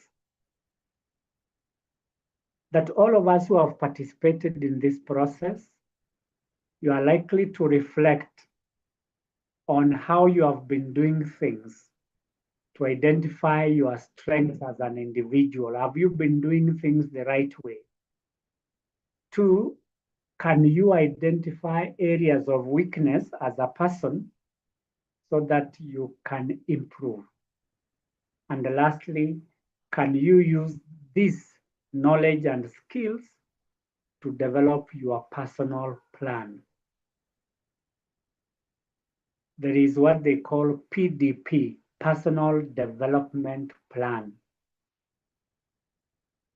That from here, what are you likely to do? And when you do it, how will you do it so that you can grow yourself as a professional? And in personal development, that's personal development plan, at possible courses that you can undertake to acquire other skills or apply these skills so that you can help others. And lastly, under personal development strategy, it promotes long-term learning, strategic thinking, and practical integration. Talking of long-term learning, that this training has given you insights on areas that you may need to learn about. And for that reason, such a training gives us an opportunity to focus into the future and start reflecting on what other trainings we can engage in or undertake so that we can promote continuous learning. Learning never stops, and that is the very reason why it is a requirement to acquire CPD points, which means continuous professional development. By continuous means that we shall never stop learning. So in the long term, we are going to see what else are we going to learn. For example, certified human resource director. That is another course that is coming up early next month, that we can acquire skills and knowledge on how we can become HR directors, certified human resource director. That is a higher level program which can promote continuous learning. And for those of us who are aspiring to become HR directors or are already HR directors, this is an opportunity for us. Then strategic thinking. We are thinking on how we can be competitive both in our organizations and also in the job market. That through these trainings, we become strategic thinkers as well. That we think long-term, we think strategy, we think mission, we think vision. That a strategic thinker is talking about the mission, vision, and strategy. And then lastly is the element of practical integration, that through such kinds of training, we are able to conduct HR audits as and when need arises. So this becomes part of our work, that anytime we get an opportunity, we can audit the HR function. What is the importance of personal audit strategy? One is career focus, that through auditing ourselves in terms of skill and knowledge sets, we are able to grow professionally. So such a training, and especially the Capstone Challenge, will help us to focus on our careers and how we can become better human resource managers. It is a practical approach that enables participants to conduct HR audits without a problem. Then secondly, the Capstone Challenge is a practical application of our skills and knowledge. And in that case, this Capstone Challenge helps to prepare us for real audit roles in our organizations. And as I have mentioned before, that through these trainings, we become self-aware by understanding our strengths and weaknesses for purposes of identifying opportunities for improvement. So where we are weak, we can change that into a strength.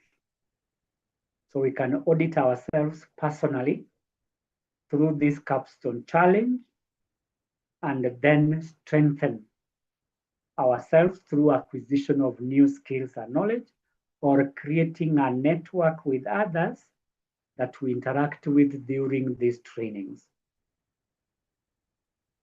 Another purpose or importance of this audit is competency mapping, where we are able to align our skills and knowledge with the audit requirements. For example, at the end of this training, are we able to conduct an HR audit using the skills and knowledge we have acquired? So that competency mapping through this training will help us to function more effectively by applying those skills we have learned. Another importance is continuous learning, that by participating in such programs, we learn continuously. And like I have mentioned, the concept of CPD, continuous professional development. So such a training where we go through the Capstone Challenge becomes the foundation for ongoing professional development. Learning never comes to an end, and please always be on the lookout for our programs and certifications for continuous learning.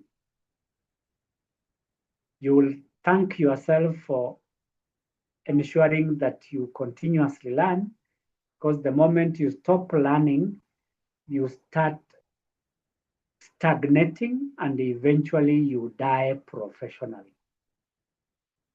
Lastly, and I have mentioned this, is strategic thinking, that after acquiring skills and knowledge in HR audit, we think beyond the audit checklist that we always prepare. We are not here to tick the boxes. We are here to think strategically. We are here to think critically. We are here to solve problems, and we are here to make decisions. It is not about ticking the box. And it will be very sad for any one of us to say that I have acquired a CPD point this afternoon, and therefore you tick a box. That is not the purpose of learning. What takeaways do you go with to your organization this afternoon? What have you learned? How will this help you as an individual to grow? And how will this help your organization? That is strategic thinking. Next is self-assessment and reflection. That we have come to this point where we have gone through the HR audit process. We have planned, we have collected data, analyzed it, prepared an audit report, made recommendations, and also now we are integrating this practically into the organization and into the individual. So it is now time for us to reflect on what we have learned and how it is applicable in our individual lives or our organizations. First is the skill review. Are you able now to perform a HR audit? That's a point of reflection. What skills have you acquired up to this point? Is it the preparation part of the audit? Is it the data collection tools? Is it the reporting? Or is it the action planning? So that is a skill that we can review so that we can say, yes, we have attended a training and therefore we can perform our HR audit confidently. Secondly is gap identification. In which areas of this program do you think there are gaps or you need more experience or training in? Probably from the sharing of other participants, you get to hear their experiences. And you say, I don't have this experience.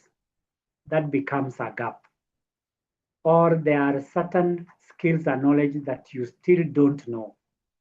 That becomes a new opportunity for you to undertake another training for you to bridge that knowledge gap. Another one is the experience log, where you are monitoring your past audit tasks and compare with the lessons learned from this exercise. The two of them can be compared, that is your past experience and the lessons you have learned, so that you can make an improvement. Which areas have you identified that need improvement? Probably it is the compliance aspect, or it is the strategic aspect, or any other aspect that we have learned during this course. Then another area of self-reflection is the audit style. Have you identified your strengths in analysis, reporting, or interviewing? And this can only come out clearly when we conduct the capstone challenge, where we are exposed practically into a simulated HR audit, so that we can identify our strengths in analysis, our ways of reporting, or our strengths in interviewing. One of us asked, how do we simulate a disciplinary interview? And my answer is that yes, you can simulate by presenting a simulated case or a hypothetical case of indiscipline. And we can see how the disciplinary committee will interview the participant so that we also see their decision-making skills. And then another aspect of self-reflection is behavioral insights. These behaviors relate to the way we communicate, our listening skills, or how we document things.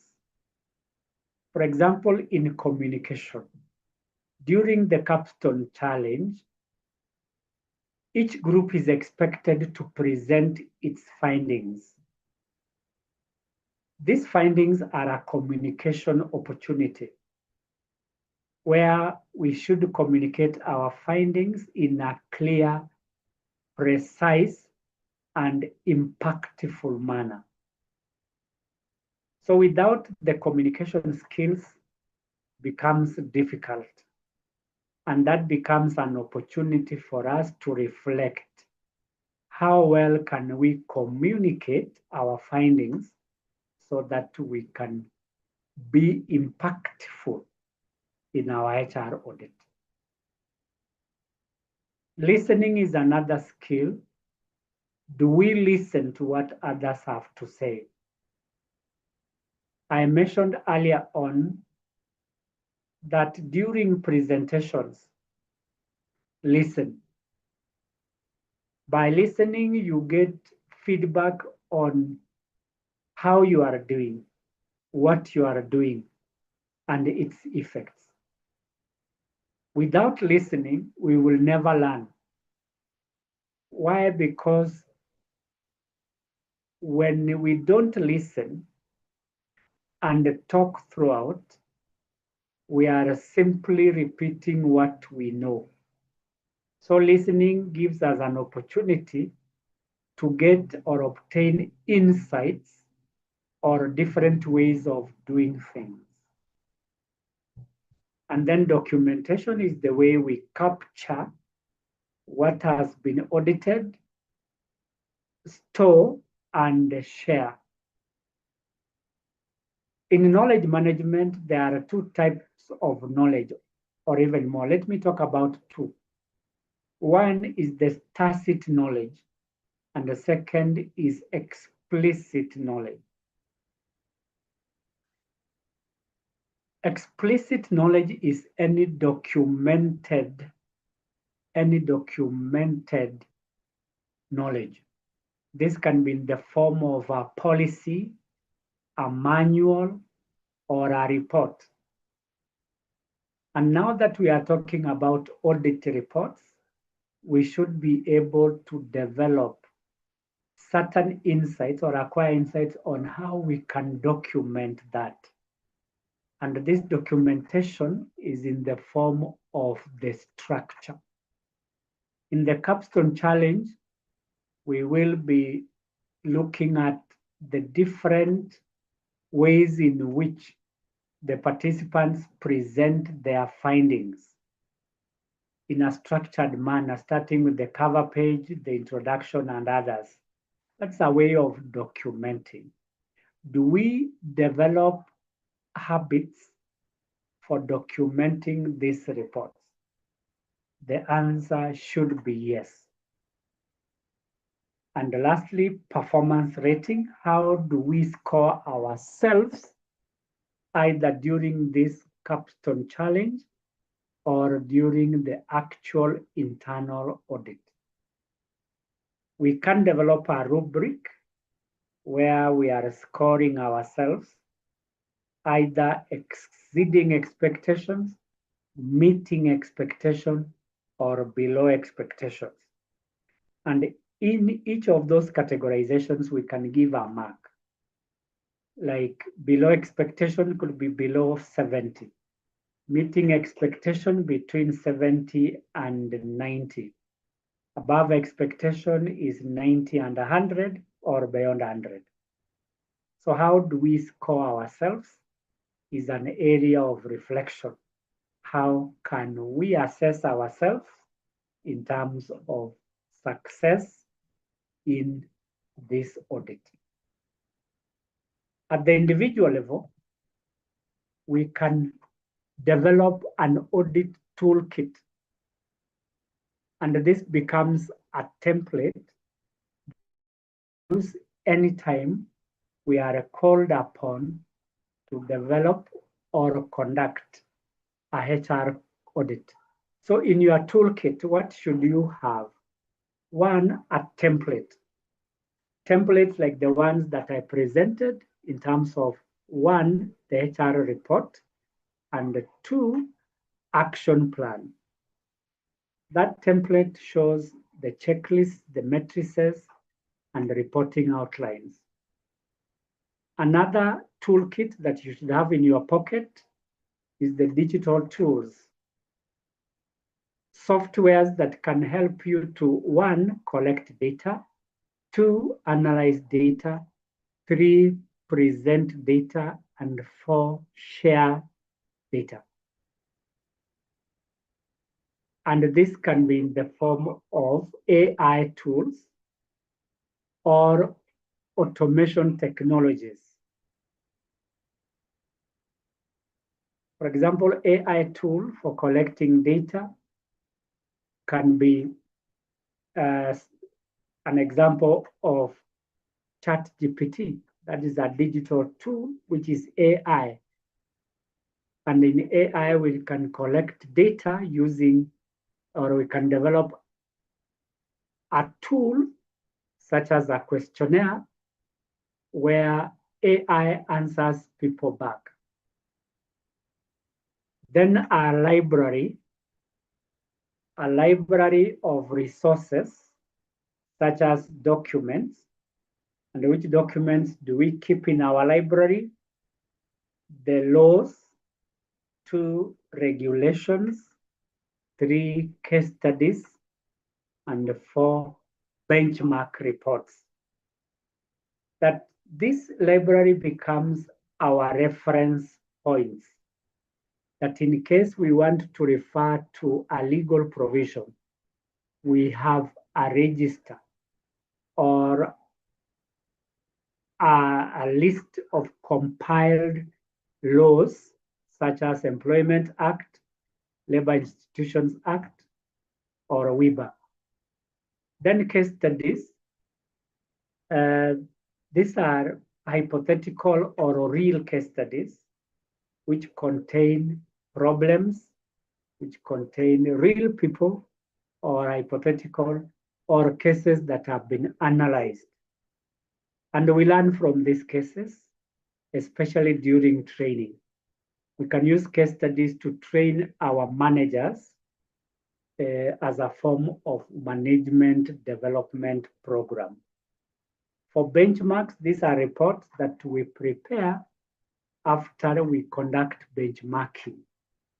We compare ourselves with others who are the best in class so that we learn from them.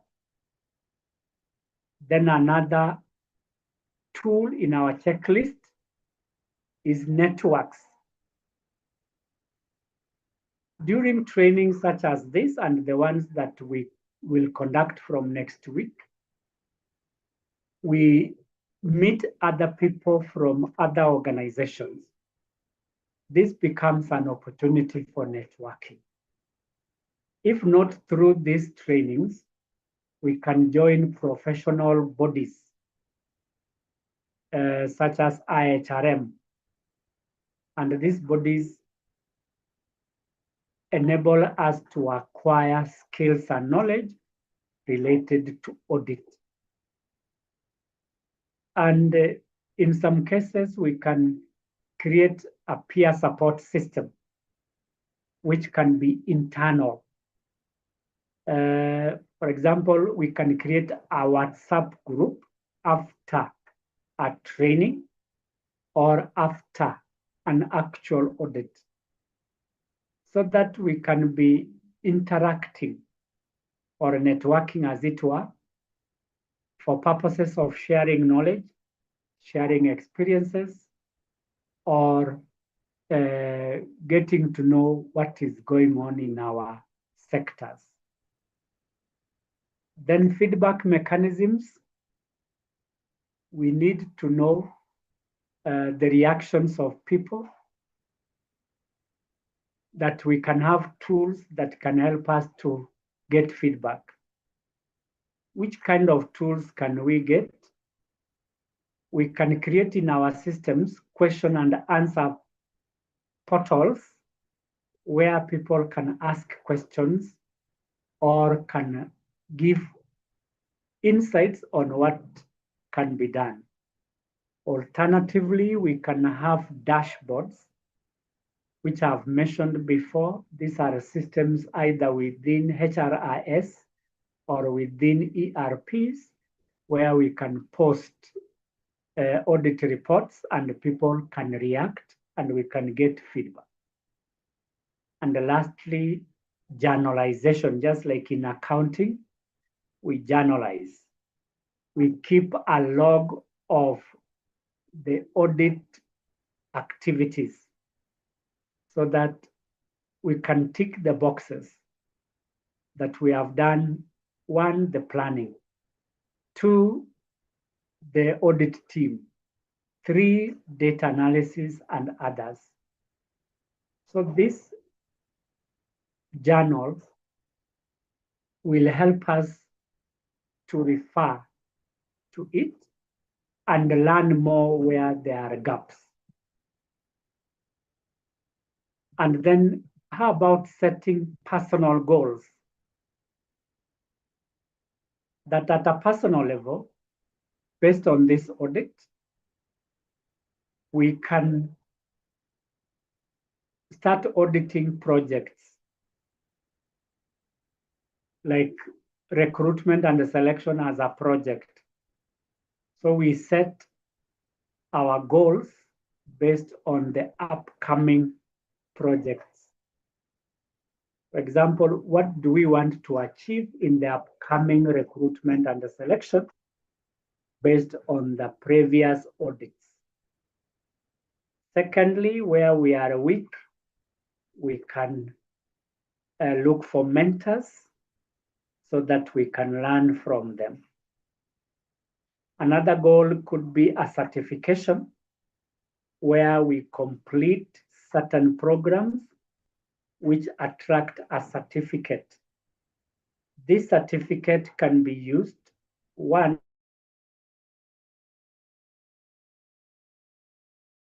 enhance your profile. And this is in relation to HR audit. Another one is time allocation. We set aside time either during the week or during the month to do readings around and about audits. Reading is one way of enhancing our knowledge. When we read, we become more knowledgeable. And as I always say, when you stop reading, you start dying. Reading helps us to remind ourselves of what we have done. 2, reading helps us to get new insights on what is happening elsewhere. And then we can also set a goal of conducting mini audits so that we do not deviate. That instead of waiting for the normal audit periods, we can conduct interim, which you call mini audits. But instead of conducting quarterly audits, we can do monthly audits. And this will help us to identify gaps or challenges before they escalate into a crisis. And lastly, we must assess the impact of the recommendations that we are making. Impact is what we are looking for. Because those of us who are here in the morning, we talked about a report being a reflection of reality. And using this report, we can identify areas of improvement. So by setting these personal goals, we can track the impact of the audit process so that we ensure continuous improvement. Integration into our daily lives. One, we must have a risk mindset where we assess on a daily basis the review the audit, also review our performance as HR managers. We also need to work in teams where we can be sharing our audit experience and insights. We also need to audit our projects. If training is a project, then we should evaluate it at the end of every training so that it becomes a continuous process. Another one is reporting. We can report either quarterly, biannually, or annually, depending on the policy that we form or formulate. But again, in terms of content, we already have a template that we can use to summarize findings so that they are presented in a way that is impactful. Lastly is ethical leadership, where we want to lead by example by being objective, transparent, and fair. Lastly, for today, let us look at closing reflections. What have we learned? What can we do out of this?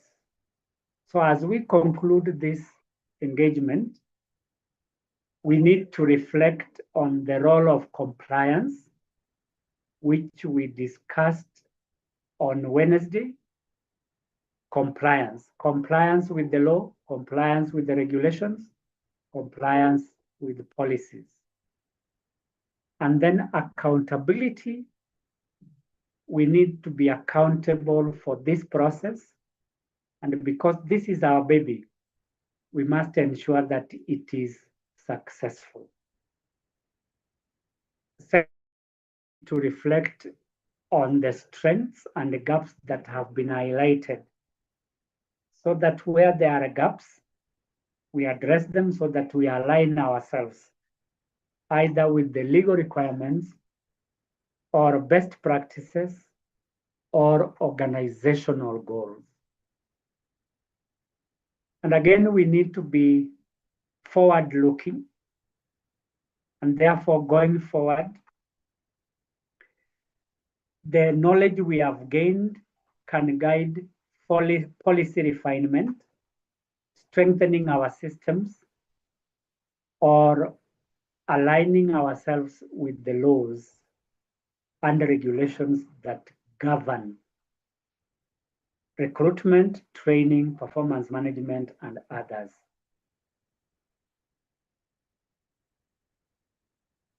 This has been a learning journey that so far we have gained knowledge, and therefore our knowledge base has grown. We have created the understanding of what HR audit is, how to conduct it. 2, skill development. We acknowledge that there are areas in which we had a shortfall, and therefore we can learn from it. We also highlighted several challenges, whether it is in legal audit, whether it is in auditing the functions of HR, or whether it is in reporting, there are challenges.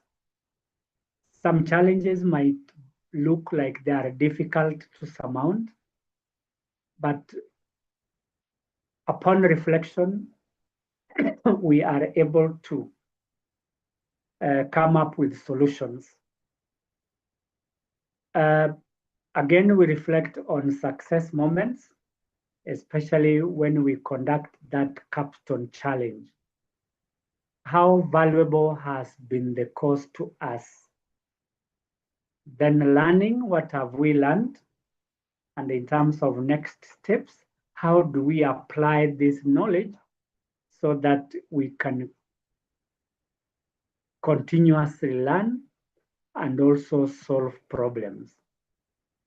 And then lastly, these are motivational insights. One, we must have an audit mindset by asking questions, by always assessing and always seeking process improvement. So this is a challenge to us that as we conclude this process, we have an audit mindset that everything should be evaluated or assessed against policy, against system, against process, and against the law. Then continuous learning. We must continuously learn because our environment is evolving, and therefore we must also evolve. The skills we have today may not be enough. Our environment changes, and therefore we must evolve with our environment by way of adaptation. 3, team collaboration. We have emphasized that the success of an HR audit depends on teamwork.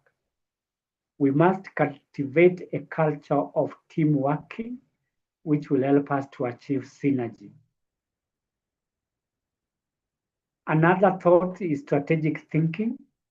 We move away from ticking the boxes to critical thinking, to decision making, and also to problem solving. And this is the only way we can influence human resource function through transformation. Ethics play a big role in the audit process, and therefore we must always take into consideration the standards of fairness, transparency, legality, honesty, and integrity. These are ethical frameworks within which we work as professionals.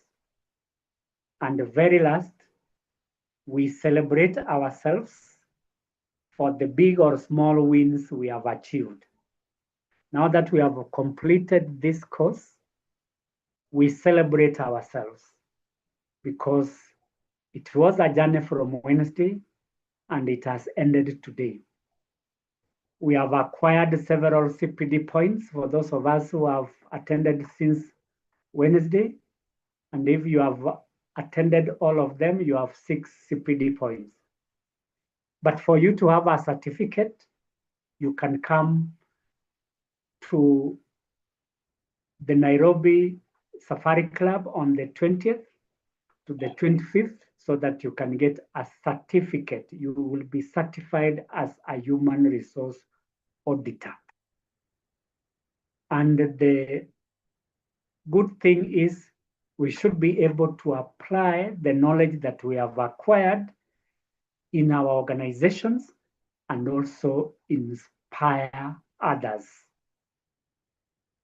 That is what I had for us this afternoon. And I now want to invite questions and comments from all of us so that we can close. So today, we started by looking at this topic, that is integration, where we are embedding the practices, the recommendations into daily life. And then the practice, this is where we are actualizing the recommendations in real life. And then certification, where we have said that for you to get a certificate, you need to attend a certification course, such as the one that is coming up on the 20th. We have discussed these 3 themes, the capstone audit challenge, where we are saying that this is a simulation where participants are exposed to real life situations and they come up with an audit report. Personal strategy, we said that this knowledge must be used in a way to develop ourselves. And lastly, we closed with the reflections and how best we can use this knowledge to improve ourselves and also improve others or inspire them. So any questions and comments are welcome.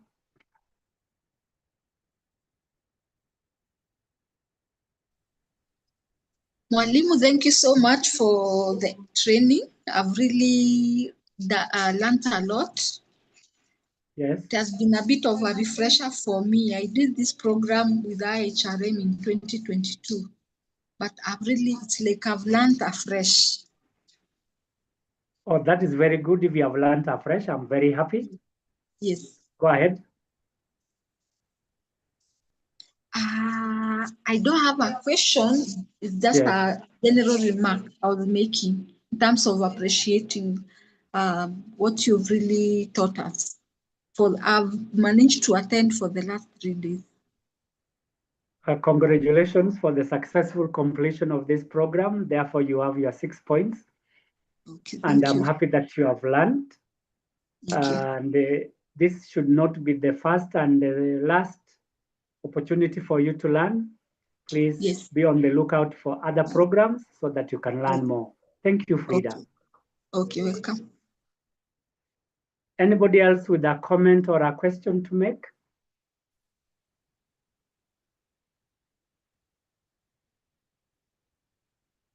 Malim, I wish also to appreciate that you've really done a lot.